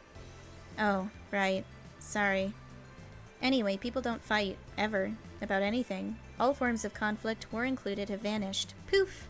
Without a trace. Instead, everyone is dead eyes, like fish. No one has ambition. Nobody dreams. They just trudge through their lives without a single complaint. Oh, sure, people smile, but they never get angry or sad. There's no individuality. Everyone's a robot. You got really mad at me before, remember? I was really surprised, but at the same time, I was really happy. You're a strange girl. I guess so. Suzuha looks at the time machine. Daru and Mayuri are standing next to it, talking cheerfully about something or another. You're all so bright and full of life. I envy you. Shina Mayuri, Hashida Itaru, and even Makise Kurisu, and of course you. Don't be ridiculous. There's nothing enviable about me. I'm worthless. I can't even save Mayuri. Oh my god, get off of your mopey fucking bullshit already. It's driving me nuts at this point. I want to be more like you. If you ask me, you're the amazing one. I'm happy to hear you say that. It's thanks to all of you that I'm still going strong. Being a lab mem, even for just a little while, was great. She smiles then, a soft, sad smile that tears at my heart. What does it mean? Being with you guys, even for just a little while, was great. Suzuha? Change the future, Okabe Rintaro. Make it a world like this one, where people can be free. Hey, come on, why are you being so sentimental? Does she not want to go to 1975? But I mean, she's got a time machine, so can't she just come back afterwards? Even as I think it, I realize how wrong I am. Of course. When Suzuha completes her mission and brings us the IBN 5100, the world line will change. The future will be rewritten, and the 2036 she knows will cease to exist. To hear her describe it, the future is an awful place, but even so, it was her home. She has friends there, I'm sure, comrades in arms, and memories of her father, Beryl Titor. All of that would be lost to her forever. No wonder she's getting sentimental. After we fix the time machine, let's have a party. Thanks. And yet she's still smiling, that sorrowful smile. Afterwards, I hit the streets again in search of the pin, but the day ended without a single lead, so I reluctantly returned to the lab and tried searching the internet. A couple of hours later, and still no luck. So far, I've accomplished absolutely nothing. My frustration is mounting. I can time leap again, but will that really help us find Suzuha's father? What the fuck? An unfamiliar number. Who is it? It's me. Hi, Mr. Okabe Rintaro? The voice is heavily accented. I can barely make it out. Who is this guy? CERN? I jump to my feet and scan the room, then run to the window and check the road below. No suspicious figures in sight. Kurisu comes out of the development room and gives me a questioning look, but I waver back inside. CERN? What is that? I gulp and carefully choose my words. Identify yourself. You, one more afternoon, came to our factory, make inquiry, and told me your telephone number, you know. What are you saying? No, wait. I've heard this broken Japanese before. The strange Japanese filters through my brain, connecting synapses. That's right, it's that foreign street vendor I met this afternoon in Akiba. Identified. Nice to meet you. Oh, you're welcome. I do custom work. Yesterday night, a guest come here, I remembered. That guest was please make pin badge, same one you had. I don't quite get what he's saying, but he seems really excited about it. I'll head there right now. I go to the same spot as before, although his stand is already closed, the Westerner is waiting for me. Oh, Okabe, hello! Where did that guest of yours go? Client come here was yesterday time. The blue-eyed white man shrugs his shoulders. So it was yesterday. He contacted me because he remembered. What's his contact info? His name and address? Poison. Guest just for simulation. Private information have nothing. So last night someone came by wanting to make metal pins with the same design as Suzuha's, but he died of poisoning? Or the guest was just a simulation, so there's no private information? I'm not following. Japanese, very studious in awarding private information, become nervous and serious, yes? That doesn't help. If guest had gave name or telephone number, however, no leak. That is business. Fatigue suddenly weighs down my shoulders. I don't understand a word he's saying anymore. My head is full of question marks. In hindsight, I should have brought Karisu to speak English for me. I guess I'll just have to wing it. What did your customer look like? Man? Woman? Well, so young, or so middle. Japanese have young face, just by look, no understand. Anything else? Maybe a judo fighter? Or pro wrestler? What? Judo? Pro wrestler? What do you mean by that? Yes. That wasn't a yes-no question. What the hell do you mean? Ah, balloon. Was balloon. Balloon? Judo? Pro wrestling? Good. No, not good. Are you trying to confuse me? I want to ask more questions, but the foreigner suddenly sees a policeman walking by and runs off. I consider chasing him, but decide against it to avoid police attention. I give up. The search is at a dead end, and we have barely any time left to find Barrel T-Tor. I can timely begin starting at 2 p.m. tomorrow. Looks like all I can do is wait until Christina's done working, and then leap to the time this suspicious character appears at the stand. Karisu carefully connects the two cords she's holding. Done. The time leap machine is complete. It's 2:30 p.m. on the 13th, about 20 minutes later than before. Karisu walks into the lounge with a satisfied look on her face. It's just her, me, and Suzuha in the lab. Daru and Mayuri head to Radikan, ostensibly to work on the time machine. So that's the time leap machine. Suzuha gazes at the now complete machine in awe. I've already explained to her how time leaping works. It's as different as can be from Suzuha's time machine, which can physically displace actual bodies. It makes you remember the future, right? That's pretty interesting. Suzuha crosses her hands behind her head and looks up at the ceiling. Intuition, sixth sense, deja vu. I wonder if those things are actually you recalling future memories. Some of CERN's researchers in my time came up with the theory that memories are a way of sharing information across world lines. Maybe it's similar to that. I just wish we knew more about Okabe's reading Steiner thing. Is it unique to Okabe, or does everyone have the potential for it and Okabe's is just stronger by coincidence? One thing's for certain, my consciousness leaps to the past along with my memories. I still don't understand why that is. It would make more sense if you could experience a change in the present like you do when we send a D-mail. Does your consciousness depend on your memories? The problem is that consciousness doesn't have a form that we can see. Same goes for the soul. Those things are still in the realm of religion. Even in 2036, the existence of the soul hasn't been proven, and nobody's proven what forms consciousness either. I see. That's a little disappointing. Sending my consciousness back has let me change some future events with more precision than D-mail, but other events are locked in by convergence. I can change the method of Mayuri's death, but never the fact that she dies. That's not how it works. The future is always determined. Then why does the path there change? Because the world line changes. When you leap into the past and take different actions from before, divergence changes, if only a little bit. In most cases, that fluctuation won't amount to more than 0.000001% on the divergence meter. Small changes might not register at all. When you change the cause, the effect merely shifts to a separate, already existing world line. Since those two world lines are almost exactly the same, you barely feel any difference. So is that why reading Steiner didn't react? It's not like the previous world line disappears, it keeps existing as another possible world line. That's the many worlds interpretation, right? In any case, they're not parallel worlds. So is the future reconstructed? I guess you could say that. Excuse me. I'm confused again. Maybe it's impossible for me to fully understand the structure of the universe. Anyway, that's enough discussion. It's time for me to leap again. I explain the situation to Kurisu and have her activate the time leap machine immediately.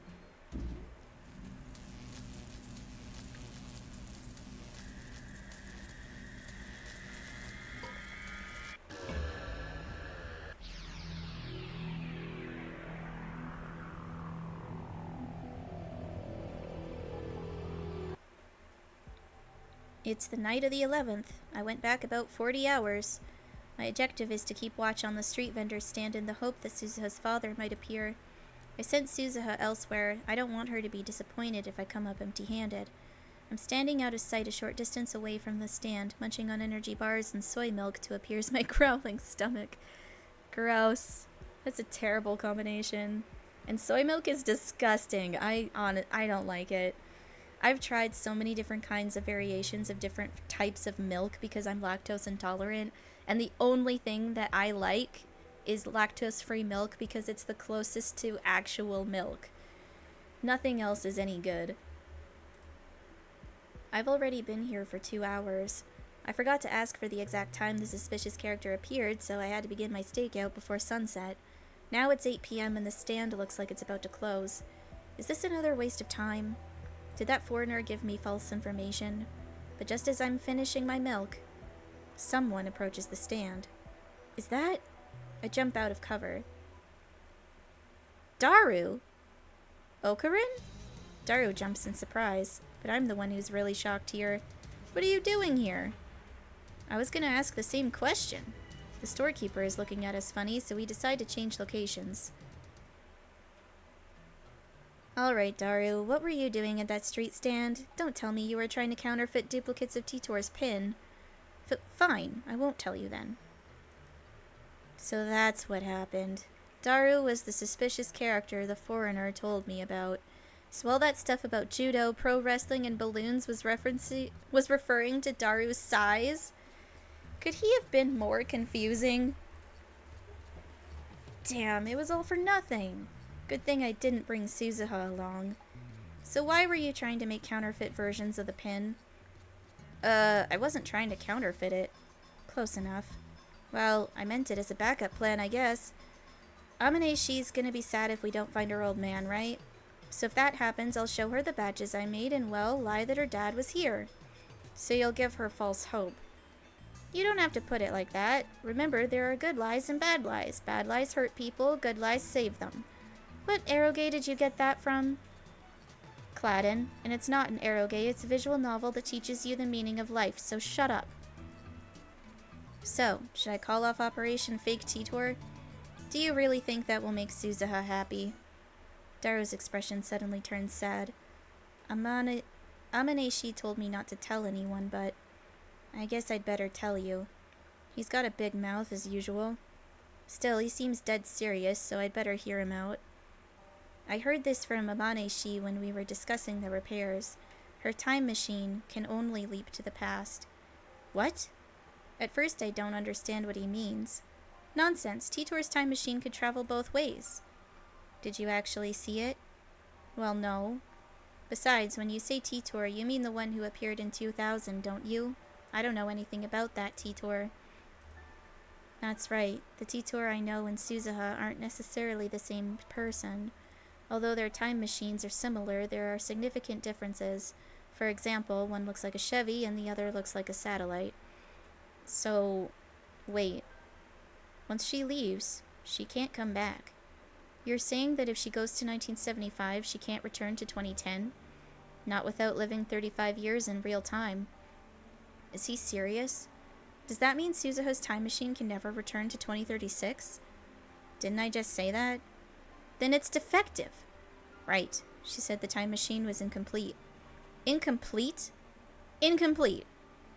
According to Amaneshi, her old man built it in secret by reverse engineering CERN technology. But CERN killed him before he could complete it. Amaneshi insists that it's fine as long as she can leap to the past, but... Are you sure about this? She said so herself. I don't think she was lying.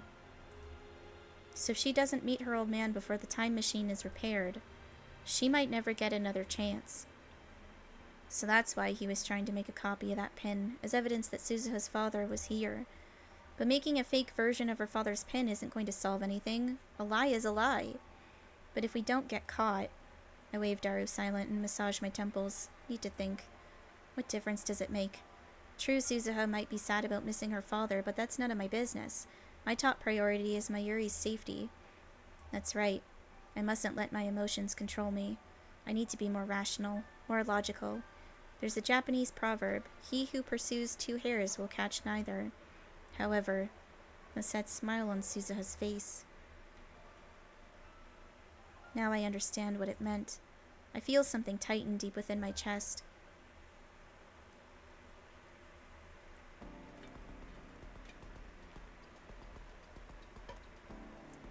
The next day, as night falls, I summon all lab mems except Kurisu to Radicon. It's boiling hot on the rooftop, even in the evening. When I provide Daru with the refreshing gift of cola, his sweaty face lightens up. Wow, Okarin, a nice cold 0-calorie cola! How thoughtful of you! Daru happily takes the cola and chugs it straight from the bottle. Afterwards, Daru and Suzuha start discussing the time machine. Mayuri and I watch from a short distance away. Hey Okarin, isn't it amazing that the satellite was a time machine? Yeah, I guess so. I'm glad Suzu-san wasn't hurt in the crash. I heard it's really hard to drive. If the gravitational whatchamacallit coordinates are just a teensy bit off, the whole time machine becomes a jelly man and goes bloop. And she even said that her time machine's unstable since it's not a CERN model. I'm worried about her trip to 1975. Do you think I should go with her? I wonder if I'd fit. What would you do in 1975? I'd cheer Suzu-san on, of course. I'd hold her hand super tight and tell her that everything's going to be okay. Hey Okarin, do you think the time machine has a name? If you want to know, just ask Titor. Oh yeah, Mayushi didn't think of that.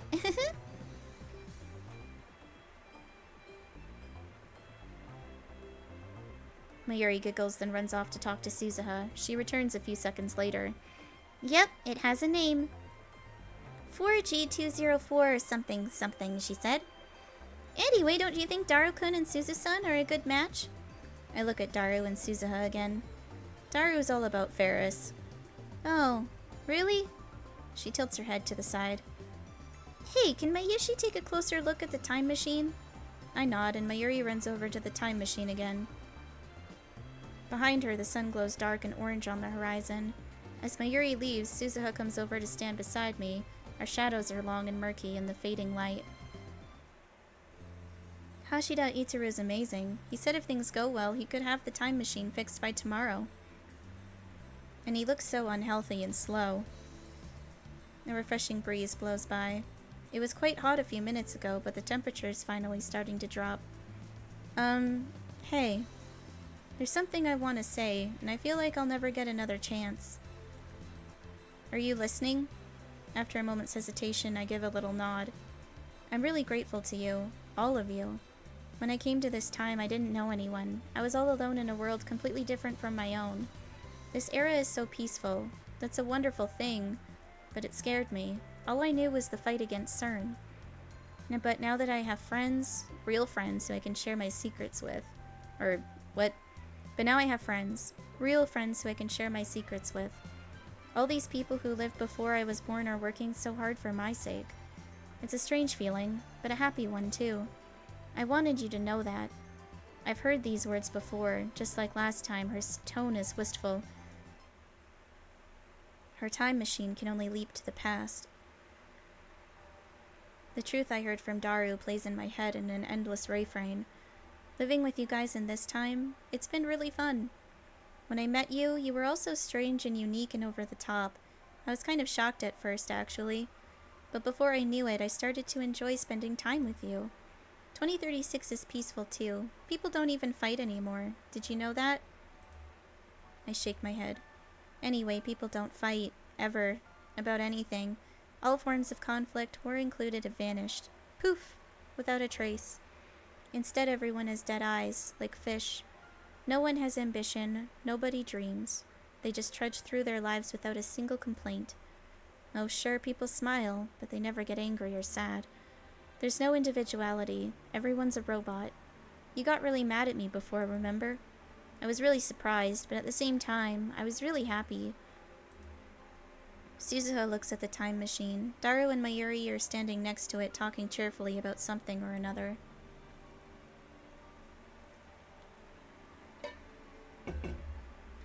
You're all so bright and full of life. I envy you. Shina, Mayuri, Hashida, Itaru, even Makise Kurisu. And of course you. I want to be more like you. It's thanks to all of you that I'm still going strong. Being a lab mem, even for just a little while, was great. She smiles then, a soft, sad smile that tears at my heart. This time I know what that smile means. Being with you guys, even for just a little while, was great. Suzuha obviously knew from the beginning that if she traveled to 1975, she could never return. Change the future, Okabe Rintaro. Make it a world like this one, where people can be free. The first time I heard her speak these words, I thought she was sentimental because she couldn't return to her original 2036. I was wrong. Forget about 2036. She can't even return here to 2010, not without living 35 years. She'll be 54 when 2010 comes around. The present, us, and the present Suzuha can never meet again. Suzuha chose this mission. To change the future. To save Mayuri. Unless Suzuha travels to 1975, Mayuri will die. But then, what about Suzuha herself? When she leaves for 1975, she'll have to sacrifice everything she has here. How does she feel about that? Do you regret spending time with us? What do you mean? Do you regret making new friends here? New memories? Do you wish you had kept your distance? You've already abandoned one life, now you have to abandon another. In a sense, it's like you're killing yourself. Did Hashida Itaru tell you? Suzuha frowns. He's worried about you. Geez, I told him not to tell anybody. Well, how do you feel about going to 1975? It doesn't matter how I feel. Suzuha's expression suddenly hardens. I have to go. It's the path I chose and it's what my dad wanted. What if we ask you to stay? I'll go anyway. One of those guys on @channel asked what right I have to change the future and decide the fate of the human race. He had a point. But still, I don't want the future to turn out like that. I want the people in my time to be free like you. Free to laugh and play, fight and argue, get sad and cry. If I change the future, then no one will die. Not you, not Shina Mayuri, and not my dad. Maybe I don't have the right, but I'm going anyway. Even if you can never return? Aw, come on, the 70s aren't a bad time, you know? I'll find friends there just like you guys. We'll have a blast. Just like that, Suzuha is back to her usual self. But despite her cheerful smile, I am certain that her resolve was forged from fear and doubt, the likes of which few can imagine. I was a fool to think that my words could sway her. Beneath the clear blue sky, the time machine comes to life. Daru's repairs are complete. Mayuri and I help drain the last of the water out of the cockpit. The machine is still stuck in Radikon's wall, but that's a small matter. Daru gazes at the time machine with a satisfied expression.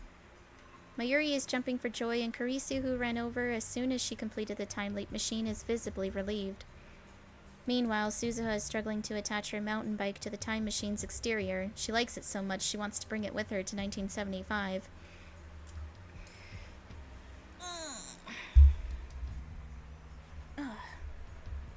Kurisu was worried that it might cause a time paradox. My heart is still heavy.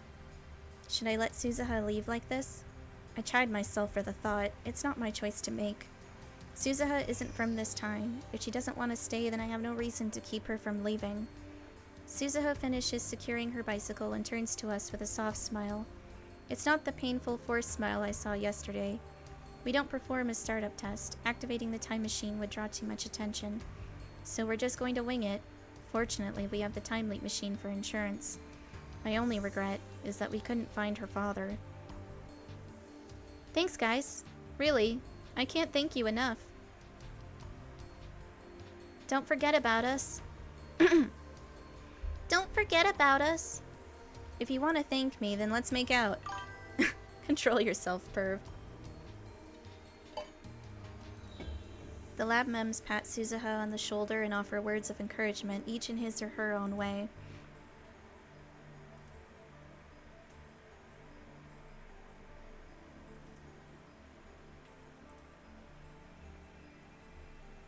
Oh, right. Take this.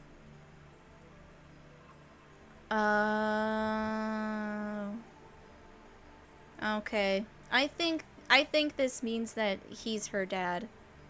I think that's what this means right here. Suzuha offers me her father's pin. OSHM asterisk asterisk asterisk A 7010. In the end, we couldn't decipher the inscription. This is for you, Okabe Rintaro. Keep it in the lab, will you? Somewhere out of sight is fine. Suzuha. Is she regretting her decision to leave? Is this pin meant to be proof that Amane Suzuha was here with us in this time? About the pin. Daru hesitates for a moment, then steps forward. Why don't we make duplicates for all the lab mems? Make it our symbol, I guess. Wow, that's a great idea! How unusually thoughtful of you. I don't know what to say. We already took a picture of it, so keep your pin, Amaneshi. It belonged to your dad, right? Yeah. Okay. I stay silent. There's nothing I can say. I could stop Suzuha from leaving, if I tried. But unless she goes, I can't save Mayuri. Okay, everyone! Da-da-da-da-da-da-da! Mayushi has an important announcement to make. Mayuri suddenly raises her hands and calls for attention. As usual, she completely fails to sense the gravity of the situation, though I suppose it's our fault for not telling her the truth about Suzuha's time machine. In any case, she has my attention. What could her announcement be? Could Mayuri have found out that she's fated to die? I quickly glance at Kurisu, but she seems just as confused as I am. Then what is it? Actually, Mayushi found Suzu-san's dad. Huh? What? Really? Mayuri puffs out her chest proudly. Wanna meet him? You do, don't ya? Well, he's here with us today. Where? Everyone, including me, starts looking around. Mayuri has us hook, line, and sinker.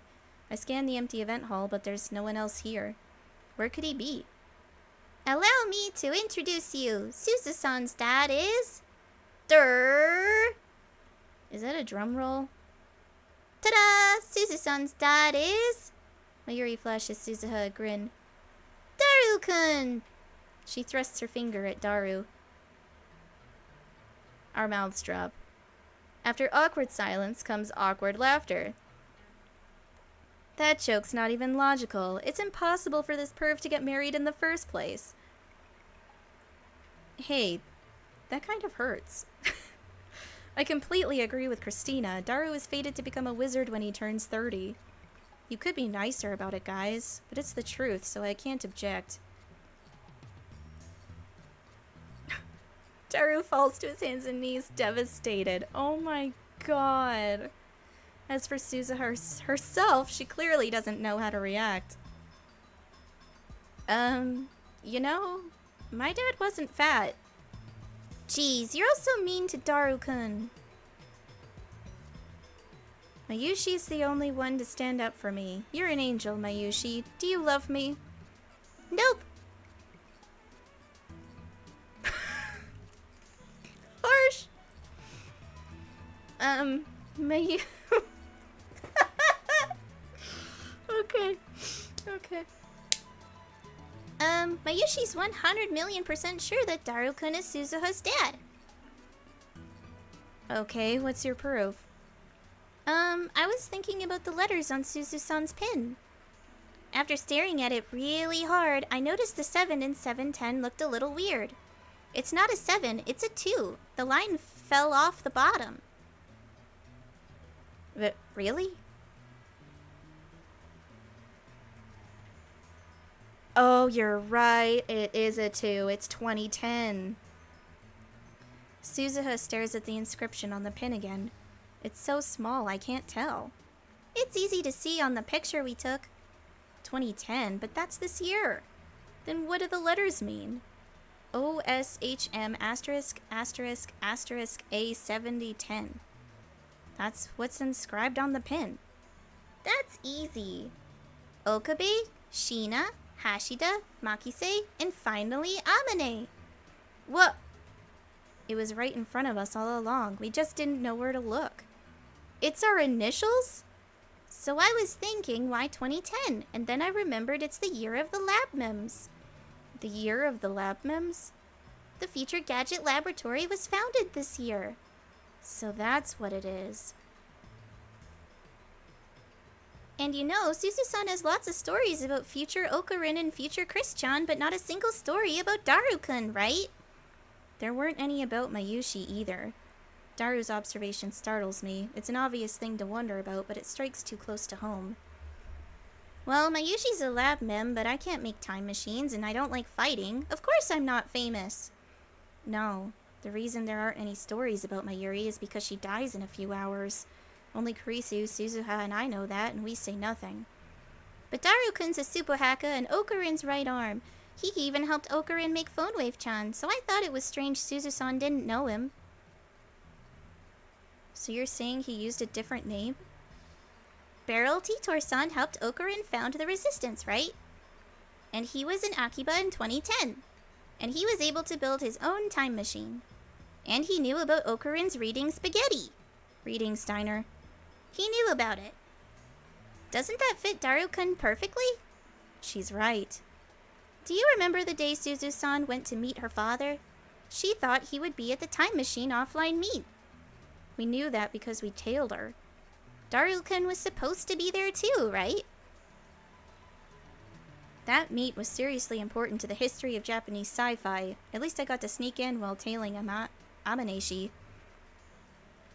I don't remember that. It must have happened because of the D-mail I sent. This is the curse of reading Steiner. Although I keep my memories from the previous world lines, I don't acquire memories of events on new world lines. Dad told me about that meet when I was little. I don't remember what he said exactly, but I thought I might be able to meet him there. So if I'd been at the meet, everything would have been okay? I don't know. I don't think I'd have picked you out as my dad. Still, the evidence keeps piling up. And then there's the time machine's name. FG204 something something. What was it? FG204 2nd edition version 2.3031. That naming sense. It's got to be Daru. And FG probably stands for Future Gadget. So Suzuha's time machine is Future Gadget number 204? Finally, its name, Beryl Titor, has to be Daru-kun. Come to think of it, last night Mayuri asked how to say barrel in Japanese. Barrel is Taru in Japanese, right, Chris-chan? Kurisu nods. Taru. Daru? It's a pun?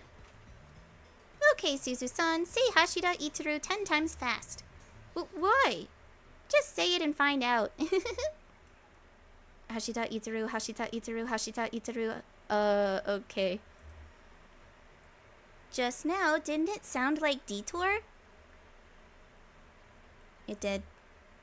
Hashida Itaru, Hashida Itaru, Hashido, Detoru, Hashitor, Titoru. Oh. For reals?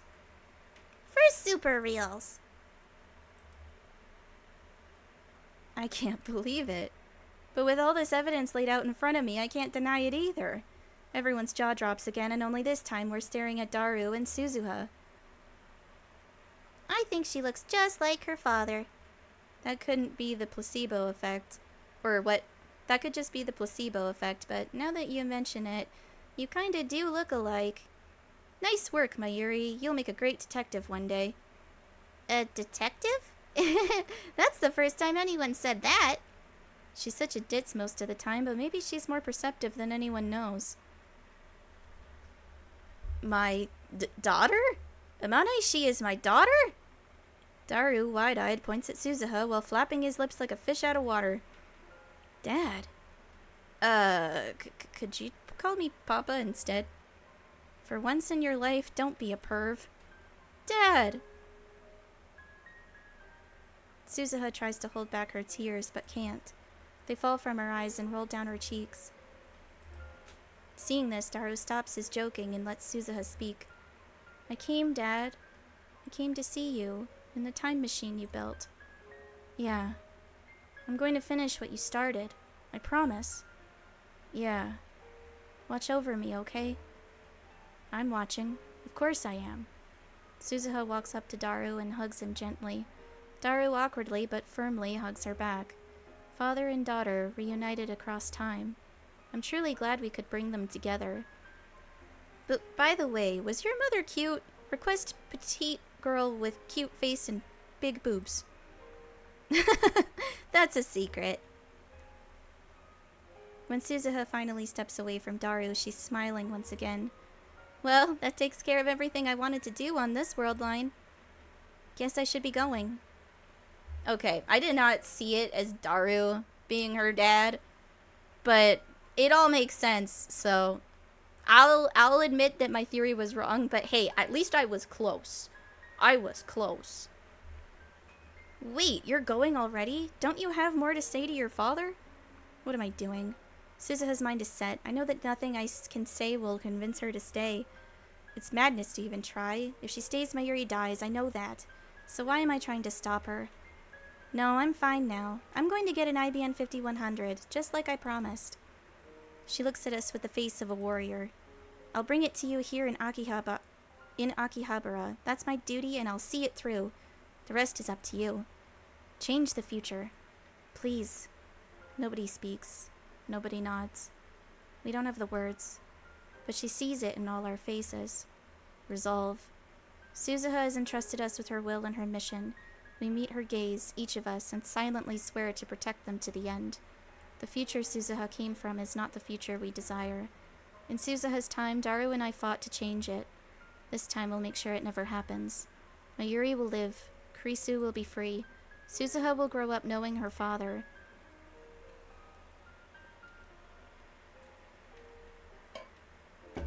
We must change the future that all these things may come to pass. Well, see you in 35 years, though I guess it'll only be a few hours for you guys. Oh, I almost forgot. The time machine gives off terrific ultraviolet rays when it jumps, so make sure not to look directly at it. With that final warning, Suzuha boards the time machine. She waves once, and then the hatch closes behind her. Moments later, the machine comes to life. A shrill alarm starts ringing. There are no other sounds. It makes less noise than I'd expect. People on the street below start shouting and cheering at the satellite's sudden activity. They all look up and point. My phone vibrates. I quickly take it out and open it. The mail is from Suzuha. Thanks. Goodbye. When I failed to stop her on a previous world line, she sent me the exact same message before leaving. But this time, the word holds a completely different meaning. I lift my eyes from the message to see the space around the time machine begin to warp. A cocoon of light appears and envelops the fuselage. I squint my eyes against the brilliance. Suzuha. We will never see her again. Not this Suzuha. Yes, we can seek her out in our time. I know that I will make the effort. But the next time we meet, an immense gulf of time will have divided us. No matter how hard we wish it were different, she will not be the girl we knew. All of a sudden, Daru takes a step into the light. Suzuha! I'm sure we'll meet again. I'll do my best until then. I hate myself for not knowing any other way to say it, but I'll do my best. I'll do my best, I promise. So Suzuha, do your best too. His words probably can't reach her anymore. As the light grows more intense, I raise my hand to shield my eyes. Bathed in radiant particles, the cocoon slowly unfurls.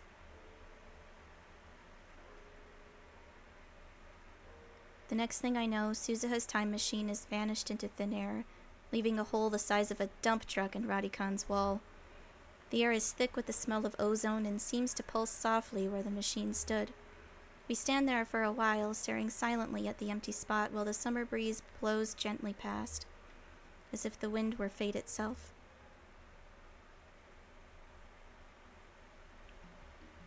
Man, that was really good. That was really good, but I also am really sad. I liked that, even though it's bittersweet.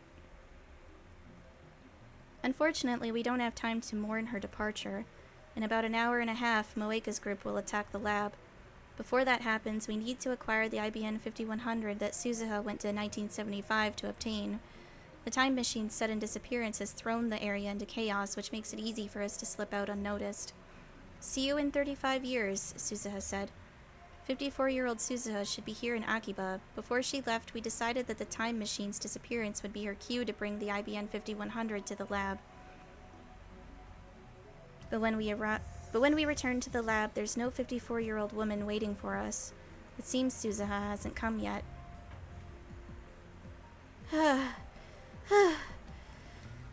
No more running. Krisu gasps for breath while Mayuri calmly munches on a banana. As I check the lab for any sign of Suzuha, a line of red numbers catches my eye. The meter reads 0.337187%. Divergence hasn't changed. Reading Steiner didn't activate this time, so I suspected that might be the case. Let's think this through. I thought that divergence would change the instant Suzuha obtained an IBN 5100 in 1975, but maybe there's something else that needs to happen. Will it change the instant Suzuha hands me the IBN 5100? Or will it change when we use the IBN 5100 to delete my email from CERN's database? At any rate, all we can do now is wait for Suzuha to arrive. Suzuha's 54 by now, right? After catching his breath, Daru speaks. "My daughter is 30 years older than me. I don't know if I want to see that. Feels weird, man." You know, it wouldn't be unusual for her to have grandchildren by that age. You mean I could have great-grandkids? I don't know if I'm ready for that, man. Just be super nice to them. That's what grandpas do. Please don't call me grandpa. A knock on the door interrupts their idle chatter. It must be Suzuha. Everyone looks at me. With a strange mixture of anticipation and anxiety, I slowly open the door. Okay. Okabe! Instead of an old woman, we get a wall of muscle. Our disappointment is palpable. Oh, it's you. Hey, have you seen my part-timer? Mr. Braun peeks into the lab. If you're looking for Suzu-san, she went 35 years... Shut up, Mayuri. Krisu covers Mayuri's mouth. You know something? Where'd that girl run off to? She took the last couple days off and I don't know when she's coming next. She won't even answer her phone. We don't have the time for this, but I can't just order him to leave, not unless I want another cracked skull. She said she went back to her hometown. She's probably gone for good. What? You sure? That brat, she didn't say a word to me. The future is changing. Isn't this proof? On my previous leaps, Mr. Braun never came by the lab.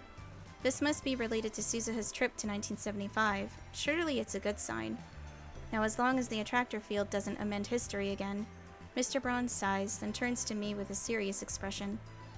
Well, whatever. I've got something for you, Okabe. For me? He hands me an envelope. It's addressed to Okabe Rintaro, but there's no stamp or postmark. The name Hashida Suzu is written on the back. What is this? It's from the lady who used to own this building. She asked me to give it to you on this day. Who? How did you know Suzu-san anyway? Suzu-san. Suzu-san, of course! The name on the back reads Hashida Suzu. Hashida is Daru's surname. Where is she now? Huh? Oh, she passed away 10 years ago. Passed away? She's dead? A wave of dizziness nearly sweeps me off my feet. How old was she? Mid-40s, I think. The age fits. Thank you for taking care of this letter, Mr. Braun. Eh? Is it from Suzu-san? Seriously? Why did he have it? Mr. Braun clearly doesn't understand our reaction, and we're not about to explain. I thank him again. He grumbles a bit and leaves. As soon as he's gone, I break the seal and open the envelope. Inside is a handwritten letter. The characters are slightly messy, as if her hand was shaking as she wrote it. Our eyes, transfixed, begin to read. Dear Okabe Rintaro, it's me, Amane Suzuha, Hashida Titor's daughter. It's been a long time.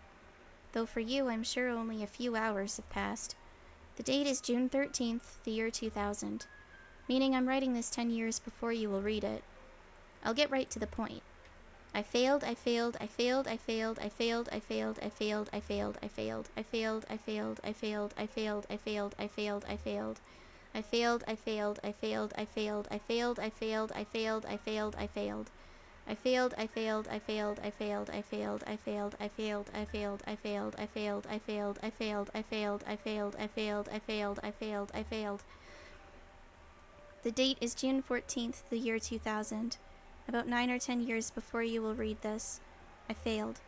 I only remember who I was 1 year ago today. The day Nostradamus said the King of Terror would come. Stupid, stupid King of Terror. He should have come and burned us all away. For 24 years I forgot who I was. All I could remember was my name. I finally remembered 1 year ago. The day the King of Terror was supposed to come but didn't. There's no King of Terror, but I want to die. The repairs were incomplete. The time machine malfunctioned. When I arrived in 1975, I couldn't remember anything. They found me lying in the street like a broken doll and took me to a hospital. Now I've been living on my own for years, but that's as Hashida Suzu, a normal person who forgot the duty and mission of Amane Suzuha I only remembered last year. I failed, I failed, I failed, I failed, I failed, I failed, I failed, I failed, I failed, I failed, I failed, I failed, I failed. I'm a failure. Something went wrong. I don't know what. The repairs were incomplete, but it's not Dad's fault. It's mine. I should have gone straight to 1975. I shouldn't have stopped in 2010, but I was selfish and now the future is doomed. There's no IBN 5100. I'm sorry. I'm so sorry. For what purpose have I lived to this age? I forgot my duty and lived a carefree life instead. Now my life has no meaning at all. It's worthless, worthless, worthless. I wish I hadn't remembered. I'm glad I finally remembered. I'm glad I had this chance to say sorry. Forgive me, forgive me, forgive me, forgive me, forgive me, forgive me. My plan failed. I spent this whole year asking myself why. I finally figured it out. If I hadn't postponed my leap to 1975, this wouldn't have happened. Okabe Rintaro, after the offline meet, you stopped me from going to 1975. I was really happy, but that's where it all went wrong. I should have left. I shouldn't have waited. That was my last chance. That night, there was a thunderstorm. My time machine was flooded. If you can go back to that day, please, please let me leave. Then I can bring you the IBN 5100. I can fulfill my mission. Please, that's all I want. I promised Dad. This was his dream. I want to change the future. I'm sorry. I'm sorry. I'm sorry. My life was meaningless.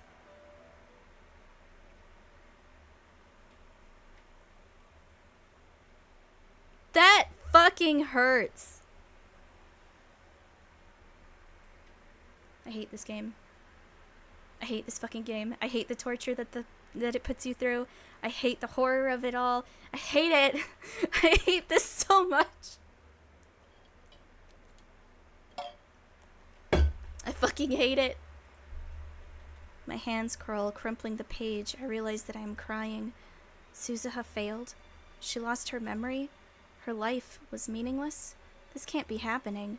Nobody says a word. Their faces, like mine, are frozen in disbelief. I turn to Daru. He's whiter than a sheet.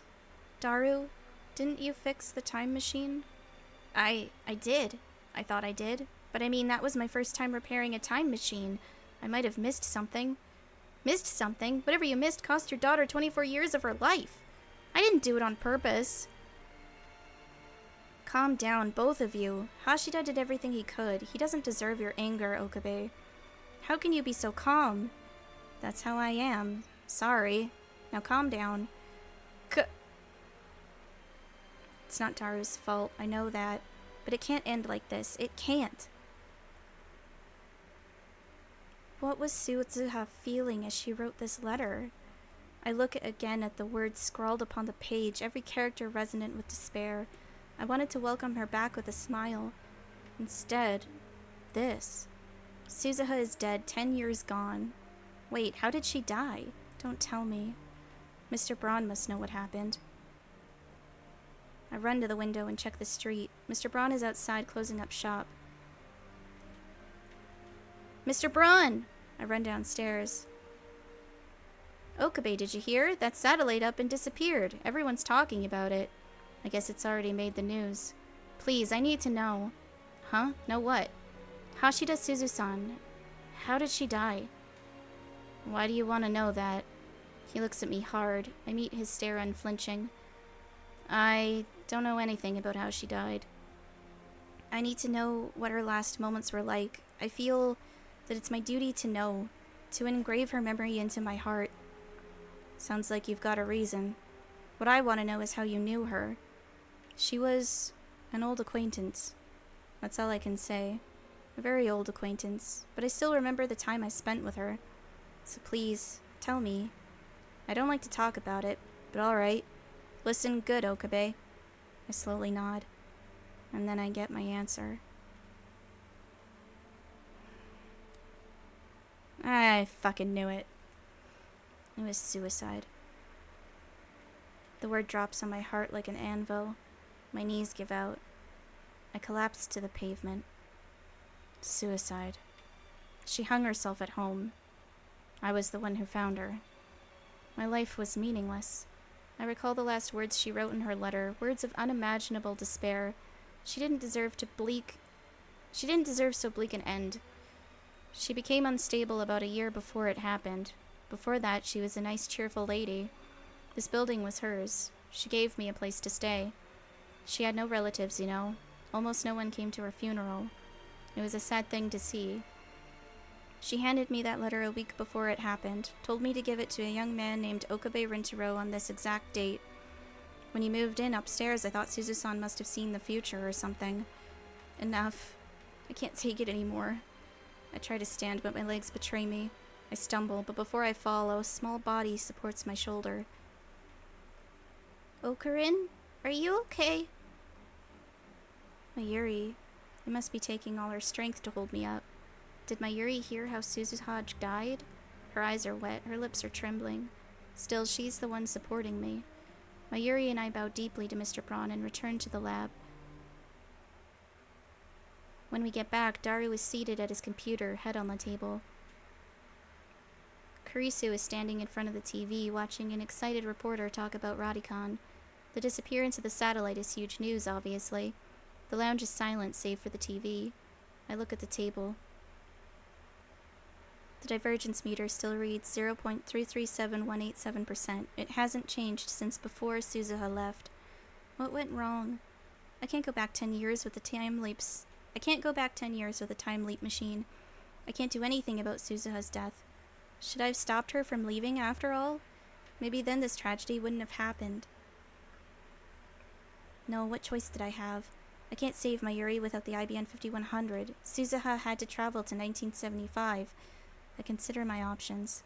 What if I redo these 2 days again? Could Daru fix the time machine so this doesn't happen? Is fixing the time machine even possible? Daru's skills are second to none, and the time machine was built by his own hand 26 years in the future. It seems logical that he would be able to fix it. But look at it another way. It took Daru 26 years to learn enough to build the time machine, and he had to reverse engineer CERNs to do it. Maybe it's unreasonable to expect our Daru to perform flawless repairs in only 2 days. In that case, can I have Daru use the time leap machine and repeat these 2 days until he repairs it? No, he'll have to start from scratch each time. 2 days just aren't enough. I collapse onto the sofa and bury my face in my hands. Mayuri sits next to me and gently rubs my back. I'm grateful for her kindness. I recall what Suzuha wrote. If you can go back to that day, please, please let me leave. The D-mail I sent. Could that be the cause? On the original world line, Suzuha leapt to 1975 after failing to meet her father. Unsatisfied with that outcome, I sent an email to convince myself to follow Suzuha and prevent her from leaving. As a result, she remained in 2010 for an additional 4 days. But that night, the time machine was damaged by a thunderstorm. If I hadn't followed Suzuha that day, if I hadn't sent that email to myself, her time machine would not have malfunctioned. She would have arrived safely in 1975. The solution is obvious. I need to cancel that email. But can I really do that? If I change the past so that Suzuha leaves, won't that undo the 4 days we spent together? Our frantic search through the streets of Akiba. Her heartfelt confession on the roof of Radicon. Her tearful reunion with her father, Daru. All of it will be undone. What do I do? An urgent bulletin pops up on the TV. I look up in surprise. Bomb threat suspends Yamanote, Sobu, Keihin Tohoku lines. Damn, Moika's men will be here any minute. There's no time to think, no time to hesitate. I run downstairs, break into the Brontube workshop, and turn on the 42-inch CRT. Then I return to the lab and activate the time leap machine. What are you doing, Okabe? Krisu demands answers. I can see the fear in her eyes. We can't just leave it like this. I have to do something. Okabe. But Okarin, are you sure? Don't try to stop me, Mayuri. I can't let this stand. There are 2 options. I can cancel the D-mail that convinced me to pursue Suzuha. Sending a contradictory D-mail should do the trick. Or I can time leap again and prevent Suzuha from leaving.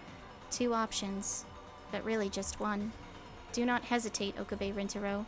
Hesitation is unforgivable. You already know what you must do. Stop pursuit. Last mail. Is CERN trap. That should be enough to convince me to let Suzuha go. Krisu, you're good at remembering dates, aren't you? Huh? Well, sure. When did we throw that party for Suzuha? 4 days ago, August 9th. You're sending a D-mail, Okarin? But won't that make everything disappear? 4 days.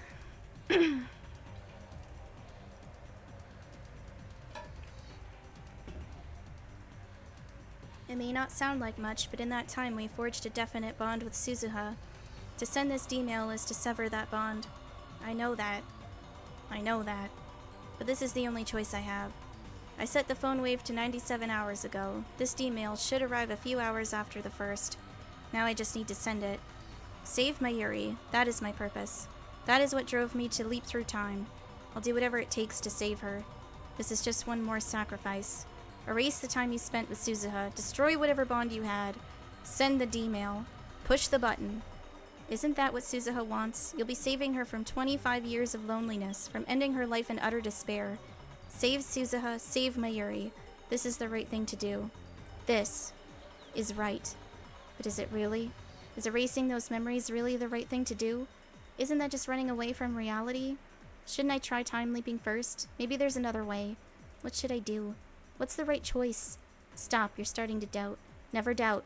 I don't know the answer, but I need to reach a conclusion or else. I can't. I can't do it.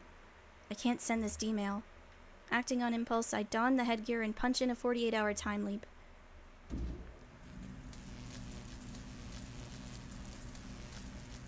Do you have a plan? I ignore her and bite down hard on my lip.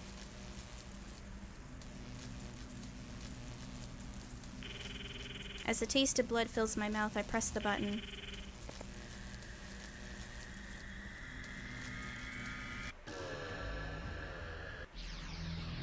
Oh man, this is a fucking nightmare. This is fucking insane.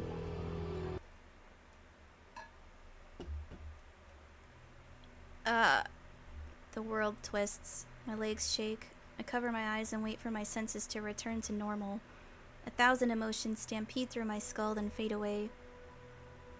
I stare vacantly at Kurisu, who is standing in front of me. At first I can't hear her over the buzzing in my ears, but little by little her voice becomes clear. See, you're shaking. We've only been at it for 2 days and you're already exhausted. Kurisu thrusts her finger at me like an angry schoolteacher. We still have plenty of time to find the pin. You don't have to be in such a hurry. If you collapse, what then? I won't be worried about you, but Mayuri sure will. Take care of yourself, got it? The time leap worked. Yeah, got it. I nod to Kurisu, then collapse onto the sofa. I couldn't sacrifice either of them. In a sense, I am running away, but there is no other choice. No other way to save Suzuha and Mayuri both. In 2 days, Mayuri will die and Suzuha will be lost to the past. If these 2 days are all we have left, then all I can do is repeat them. Forever. Let these 2 days be the rest of my life. Oh god, please no. Don't tell me this is an ending I get. I swear to fuck. The wind caresses my cheek. I push down on the pedals and begin the ascent to Harumi Bridge. The spokes revolve rhythmically, reflecting the sunlight. Sweat oozes out of every pore, but it's not unpleasant. It feels good, healthy, like running around the school field as a child. The weather's so... that's Mayuri. The weather's so nice.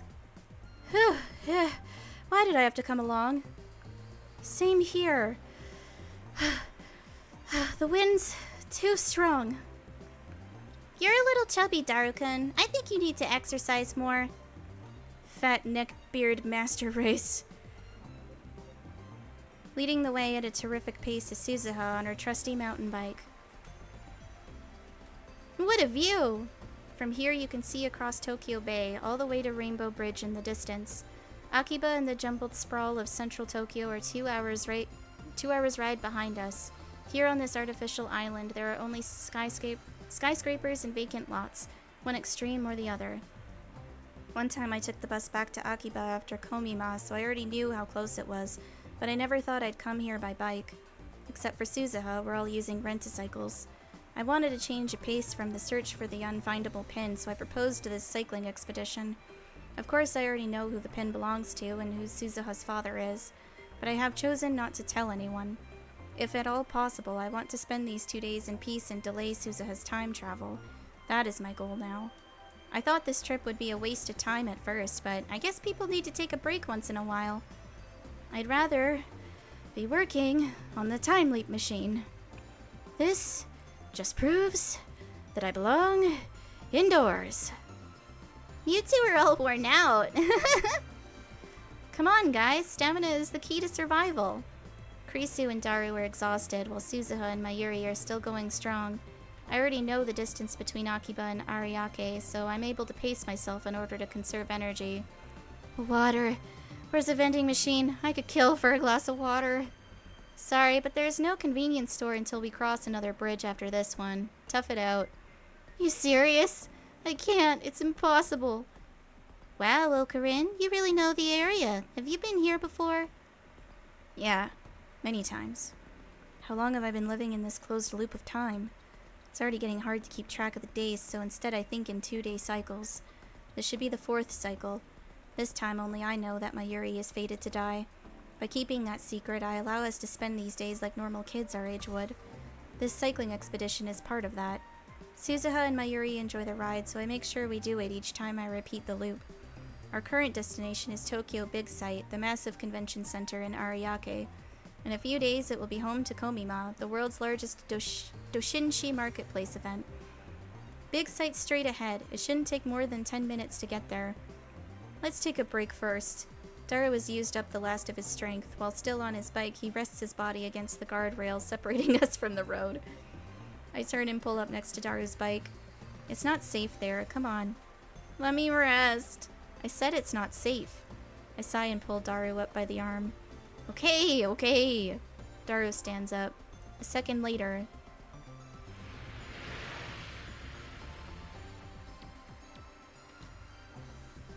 A huge truck speeds past. The gust of wind left in its wake nearly bowls us over. The bridge sways beneath our feet. That was close. It probably wouldn't have hit him anyway, but still, best to be careful. You saved me, Okarin. You know, that was almost like Okarin... Oh, Mayuri. You know, that was almost like Okarin saw the future. You got a D-mail, didn't you? Mayuri's innocent smile. Kurisu's cynical grin. To them it's a joke, but they're not mistaken. The only thing they got wrong was that I didn't send a D-mail. I time-leaped. Suzuha's eyes meet mine. She was laughing just a moment ago, but now she looks confused, uncertain. avert my eyes. Holy land, I have returned. Daru, his vigor restored, faces Big Sight with his arms spread wide. Wow, I've never seen it this empty. Look at all that space. It's hard to believe they fill this whole area during Kamima. In the emptiness, it's easy to see how truly majestic Big Sight is. At Kamima, when you're wading through a sea of people, it's just another big building. Hey, Mayushi's hungry. Isn't there a restaurant nearby? Let's take a break. I can't believe we have to bike all the way back. What a nightmare. The three of them go searching for the family restaurant. Suzuha is still gazing at Big Sight. What's wrong, Suzuha? I ask the question, though I already know how she'll answer. She's excited to see Big Sight in real life.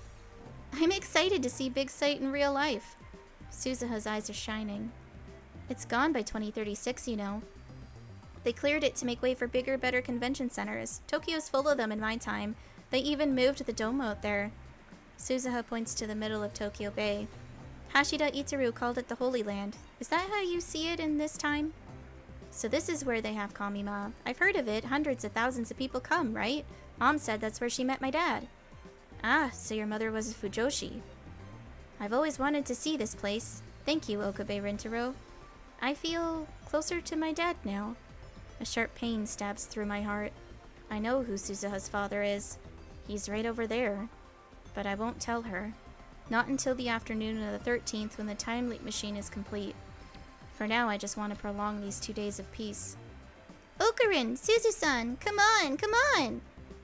That's us. Come on, I'm starving. Suzuha grabs my hand and we take off running. Somehow I manage to force a smile. Today was fun. Tomorrow will be fun. Every day will be fun. Forever. Okay. Yeah. We're repeating it again. Uh-huh. Yeah.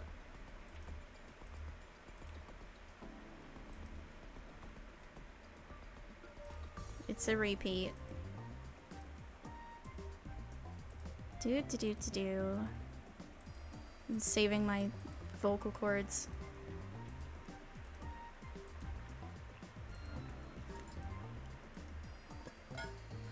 What cycle is this? My 10th? Holy shit, is that seriously what he said? Hold on. Backlog, is that what it is? Yeah! Oh my god. It must be more than that by now. I'm still repeating the same 2 days. Moeka's attack, Mayuri's death, those things will never ever happen. Today, once again, we're off on an adventure. Oh my goodness. It's not Sate. I swallow my words. Thoughts too dark to be my own suddenly slip into mind. What will happen if I don't pull Daru back? No, he's losing his humanity. He's losing it because of all the time travel. No! Will the truck catch on Daru's fat? Will it send him flying like a rag doll? Will it take off his head? Will blood spray from the stump like a crimson fountain? He is fucking losing it. Will the girls scream, I wonder? Let's find out. Oh my god, what difference does it make if Daru dies? I can just time leap again, can't I? No. Go back to the start of the loop and Daru will be as good as new? Oh no. Besides, everyone needs a little spice in their life. For these 2 days, I am God. Shut the fuck up, no. I choose who lives and who... Whoa! The sound of a horn blasts my eardrums. Daru jerks back from the guardrail.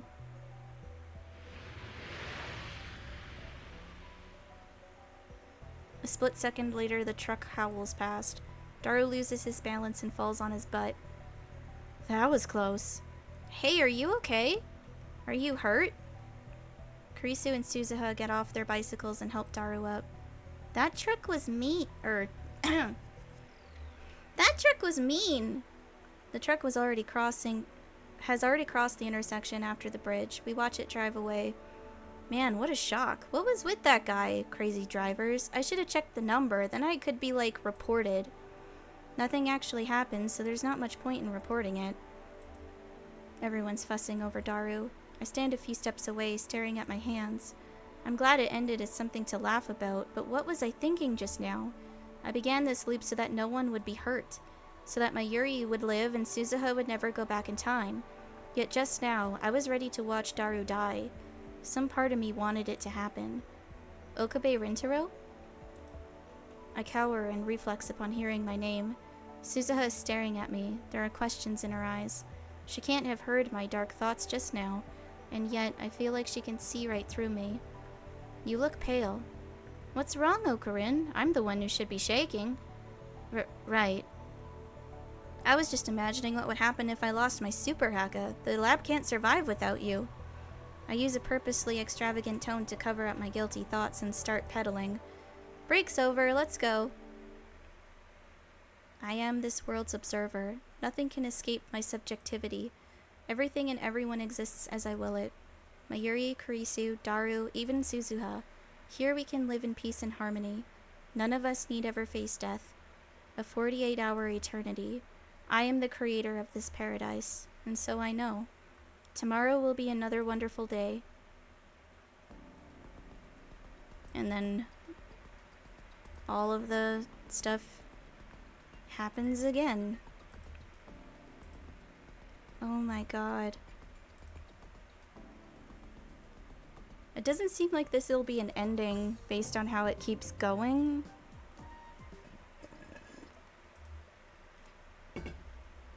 And then she's gazing at big sight. Oh no. No! No! My eyes roam her body. No! He's being so fucking weird and creepy and fucked up again. Those tight legs, that slender body, her clothes accentuate all her fine curves. Please stop. Her breasts are surprisingly large. Something stirs in my heart, hot and heavy like thick lava. It whispers to me words like poison. What if? What if I lure her into a dark corner and have my way with her? What then? Fuck off. Stop. Stop this shit. Stop it right now. No. Getting her alone would be simple enough. All I have to do is offer information on her father and she'll follow me anywhere. Shut the fuck up. Shut the fuck up. To make matters easier, no Amane Suzuha exists in present-day Japan. No documents proving Japanese citizenship, not even a birth certificate. It's only natural. She won't be born for another 7 years. So even if she runs to the police, nobody will believe a word she says. I imagine she'll put up a fight. She was a member of the resistance in her time, and I know she's stronger than she looks.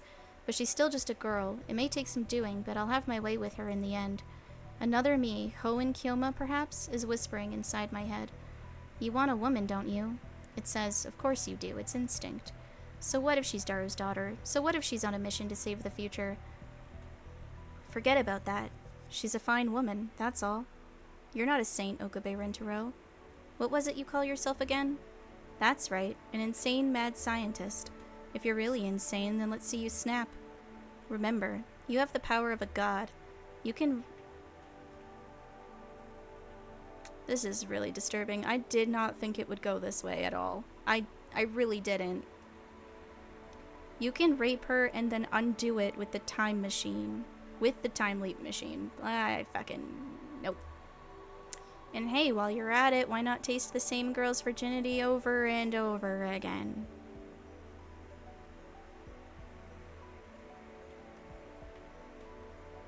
Wow, this is really distasteful.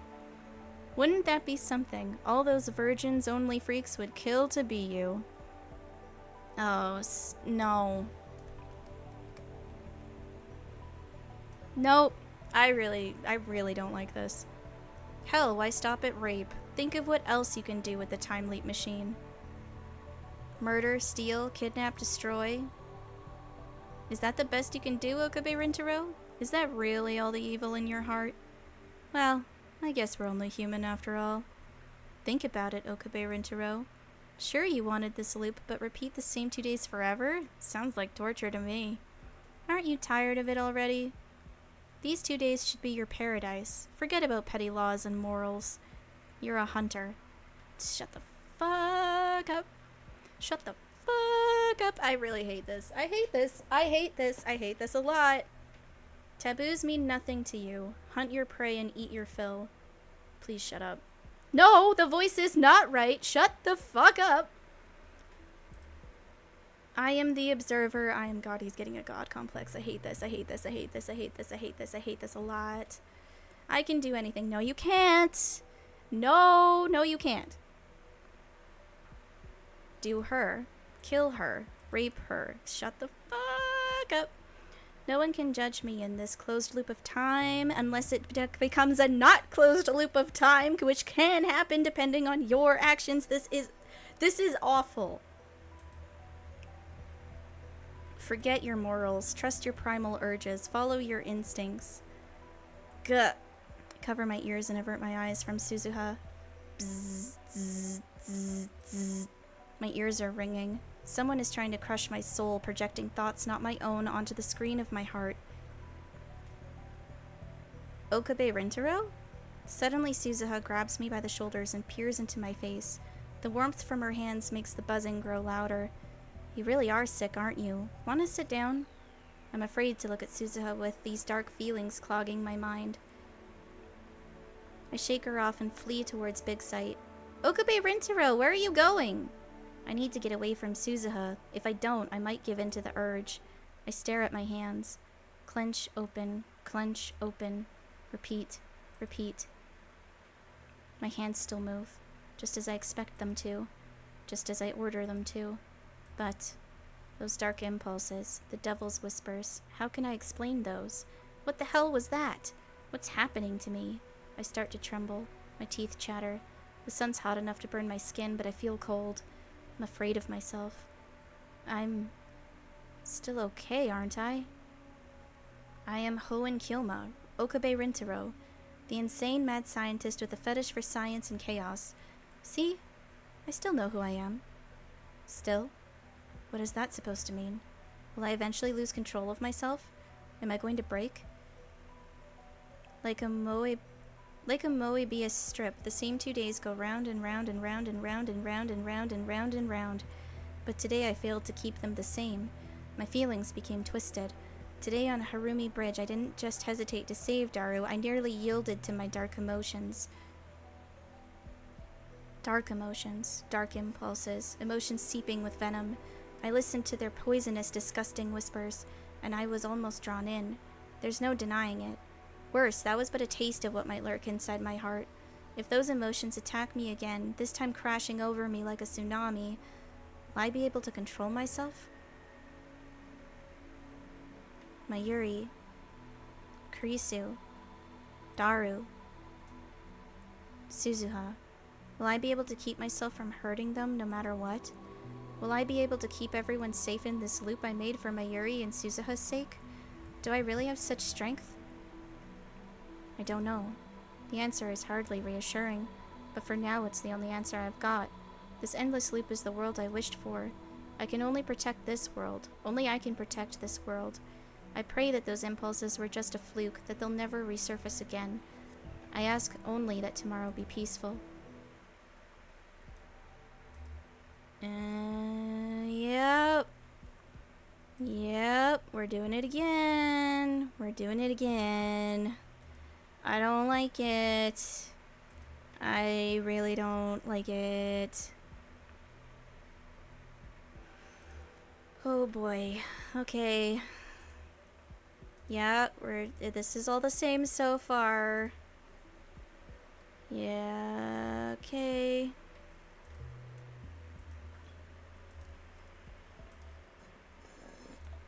I need to get more water. Oh my god, I don't want to get water right now. I just want to know. I just, oh my god. Water, where's a vending machine I could kill for a glass of water? And then he says, then do it. Huh? Everyone turns to look at me. Oh, fuck. He's definitely losing it. Do it. Kill someone. Why so serious, man? Come on, what are you waiting for? If you want to do it, then do it. Hey, Okabe, what's gotten into you? Okarin, you shouldn't say things like that. What's up with you, man? Nothing. There's a convenience store once we pass 2 bridges. Tough it out.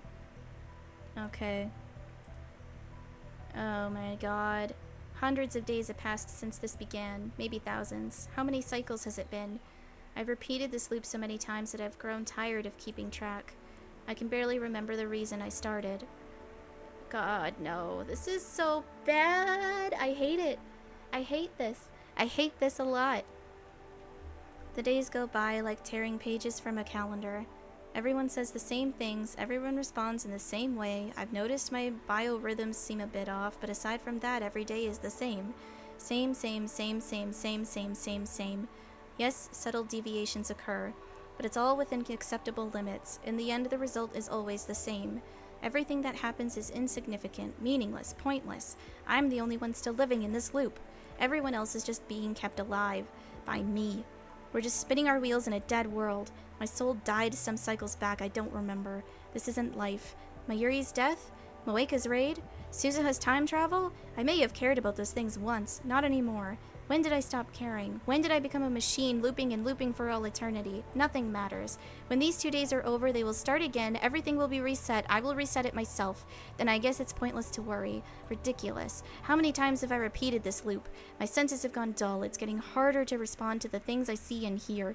I feel detached, like I'm isolated inside a thin membrane. And I've already gotten used to it. I don't find it inconvenient anymore. I simply adapted. I simply optimized. To this far too narrow world. To this far too gentle world. Why shouldn't I adapt? This is my world. I quit cycling.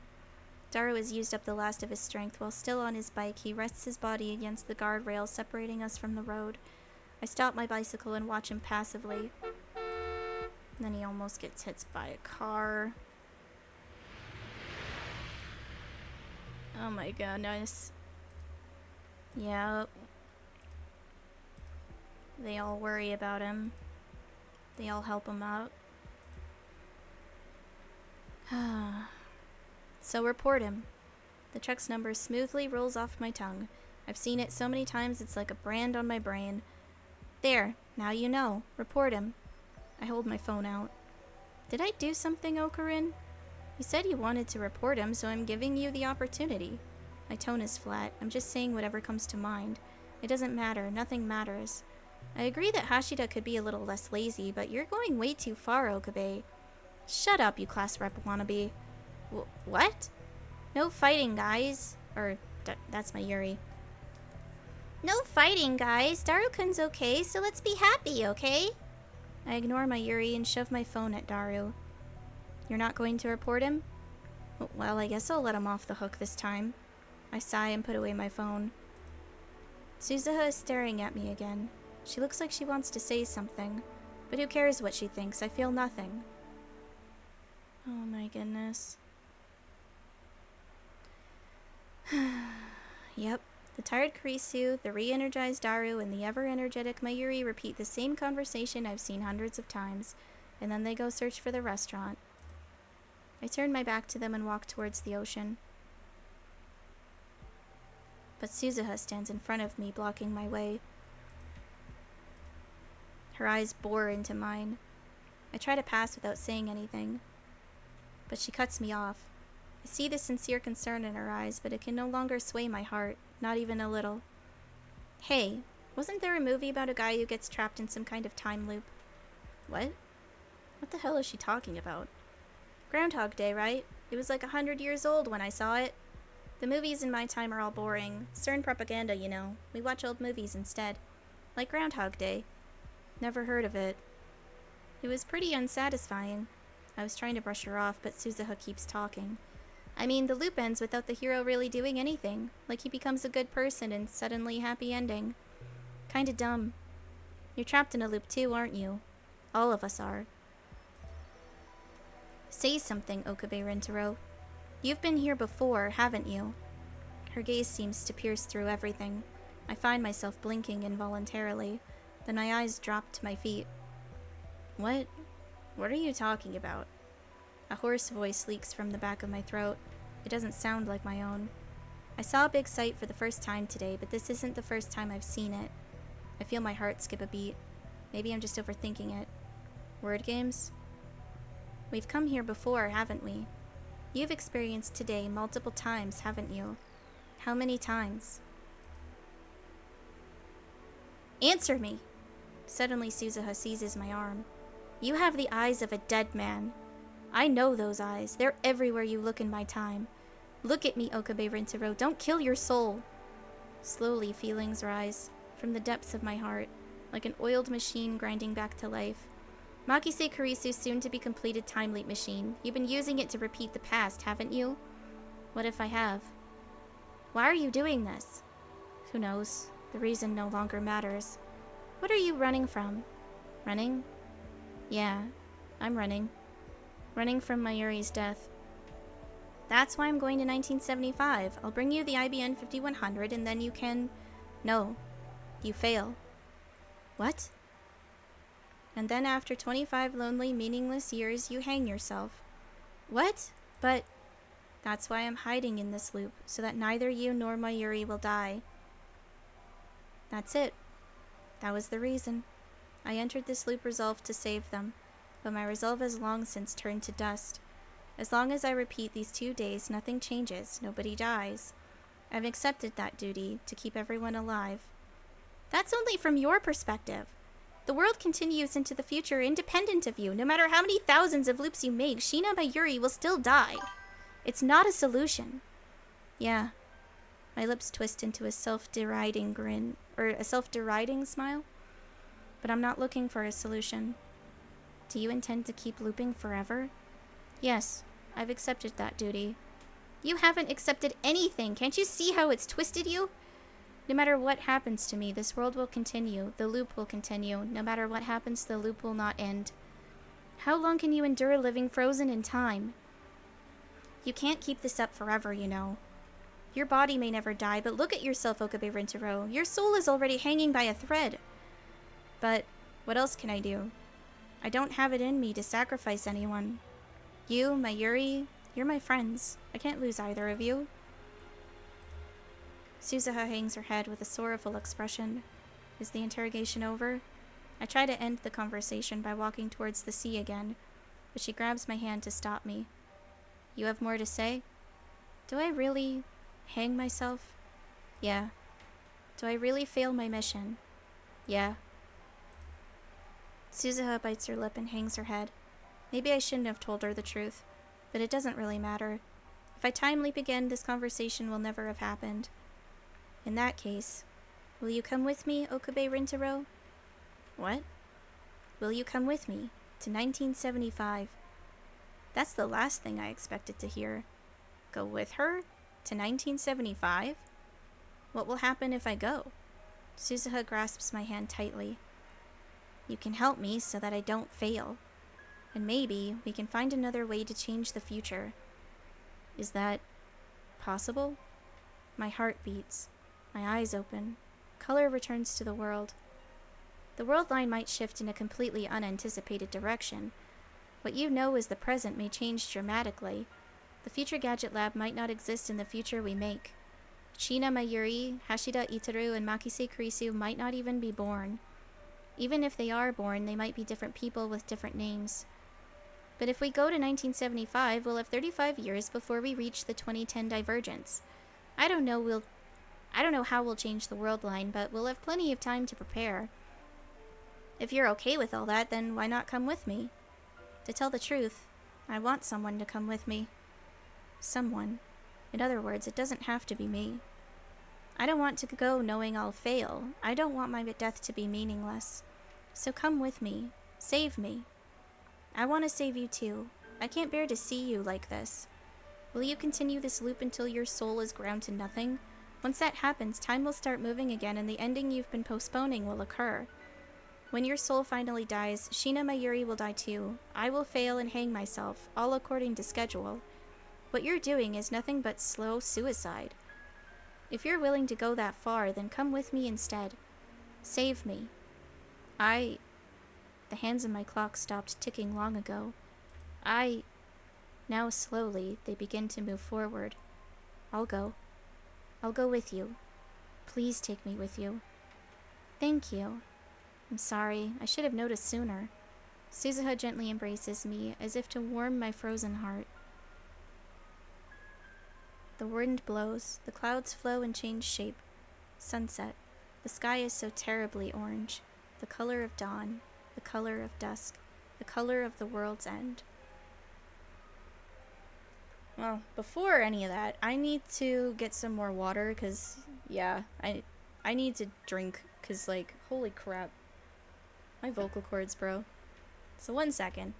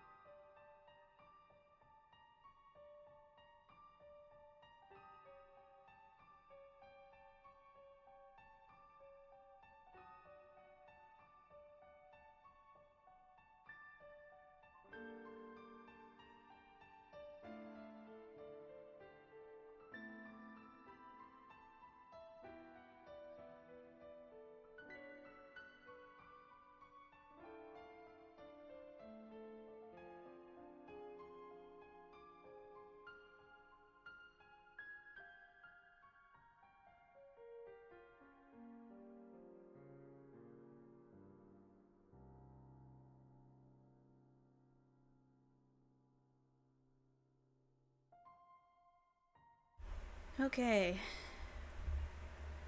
Let's see where this leads, huh? I'm not sure if I'm ready for this.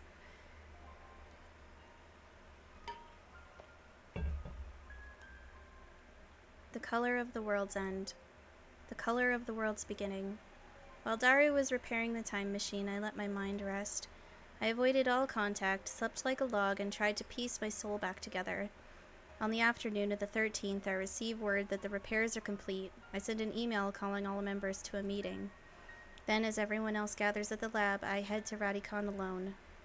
Suzuha is waiting there, standing before the time machine with glistening eyes. She gives me one last warning.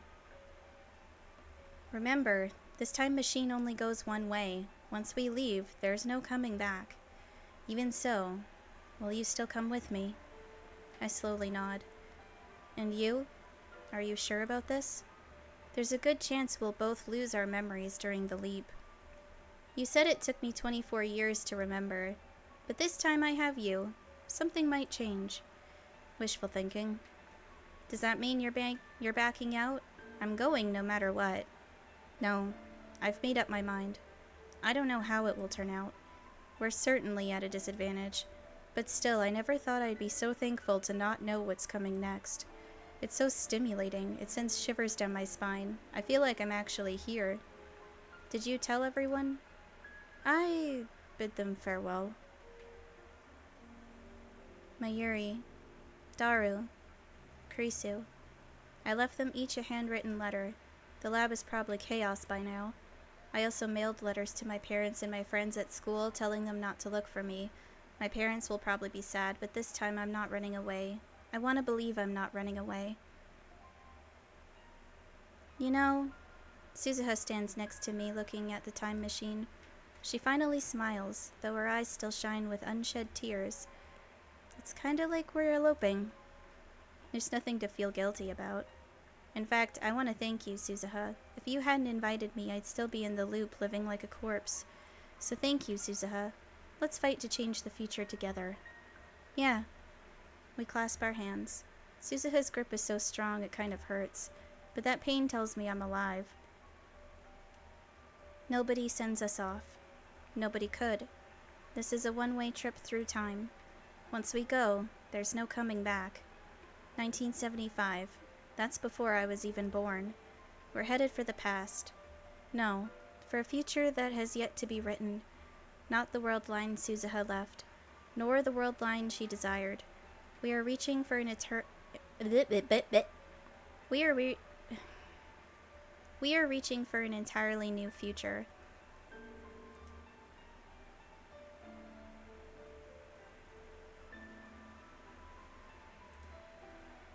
Our eyes meet, our hands clasped tightly. Let's go. Yeah. The time has come for us to depart. Our mission to change 35 years of history. We boldly lift our heads, ready to challenge fate. Together.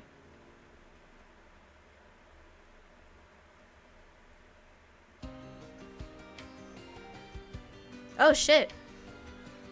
That's the ending I got. Oh shit. Alright. That is not how I thought things were gonna go, but okay, here we are.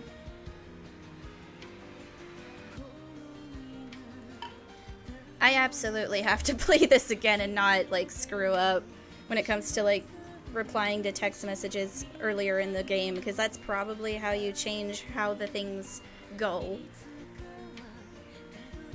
Like, I'm fully convinced that that's how you would determine what timeline you end up being a part of when it comes to different endings. This is insane. I can't believe I beat the game. I'm on a roll for beating games, apparently. But, like, I'm definitely gonna play this again. I just don't know when. Because, like, a part of me was wanting to play this game with Babster. He's a friend of mine who also streams.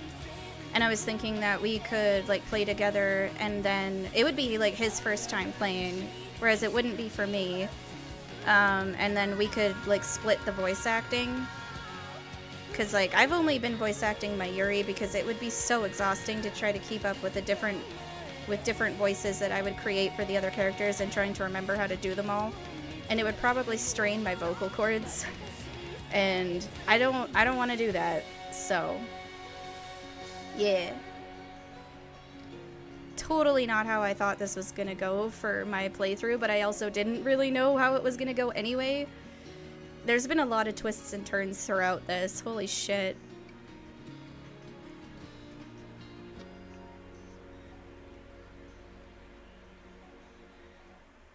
Some type of epilogue after the credits, maybe? Wait, what? Something reversible reboot completed?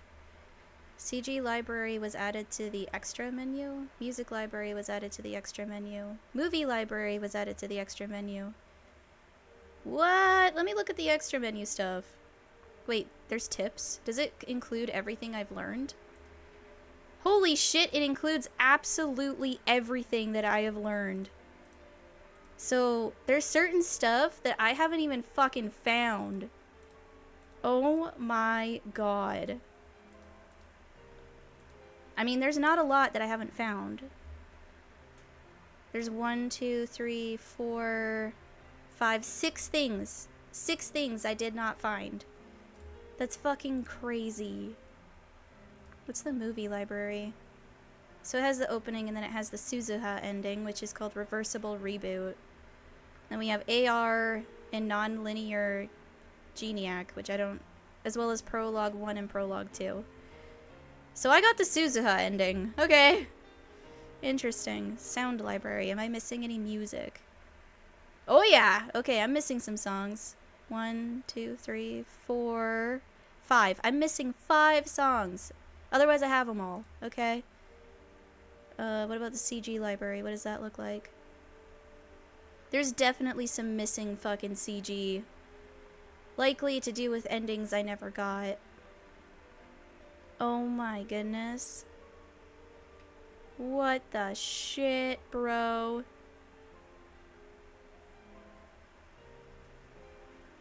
And then, okay, these might refer to, like, images that I haven't even unlocked yet because of different endings. Clear list. What's the clear list? Wait, how many endings are there? There's 6 and I've reached 1? There's 6 endings. Okay. Total playtime is like nearly 24 hours, which is nuts. Acquired tips, 105 out of 189, so there's still more. Oh my god. That's insane, dude. That is insane. Okay. Okay. Well, I wasn't expecting to finish this already.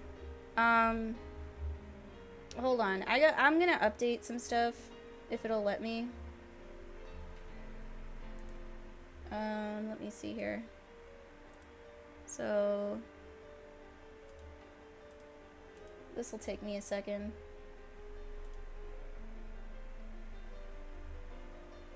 I need to edit panels.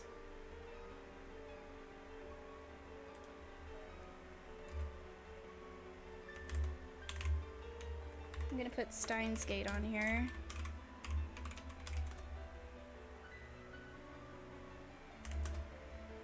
If I could spell right, that'd be a good start.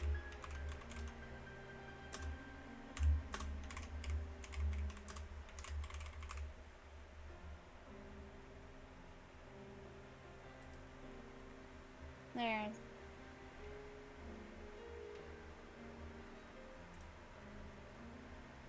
There we go. Edited my panels so that we know what ending I got for Steins Gate. And then, yeah, I just... what the fuck? What the fuck, bro? I can't believe I got Suzuha's ending. I'm so... cleared someone's mail without reading it? I have no idea how I got Message of Oblivion. What mail did I clear without reading? I don't even know. Okay, I'm just... What the shit, bro? I'm just flabbergasted at the moment, sorry. I'm gonna switch to the talking scene for a second so that I can try and figure out what I want to do, because, like, I was supposed to stream until 6 o'clock and, well, finish the game before then. The fuck, bro? I don't know what to do. Well, let me snooze the ad that's wanting to play, because no. We'll snooze it for 5 minutes, because I think what I'll do is I'm gonna eat some supper, because I should do that, and then I'm just so flabbergasted. What the fuck? What the fuck, bro? This was an experience. Steins Gate is a fucking experience. Okay? This is an experience. And I need to experience again, but with a different ending. But yeah, I think I'll plan that out with Babster so that we can work together to voice act spots and so that he can also experience this game for the first time. Because I feel like I should introduce him to this fucking chaos that is this game.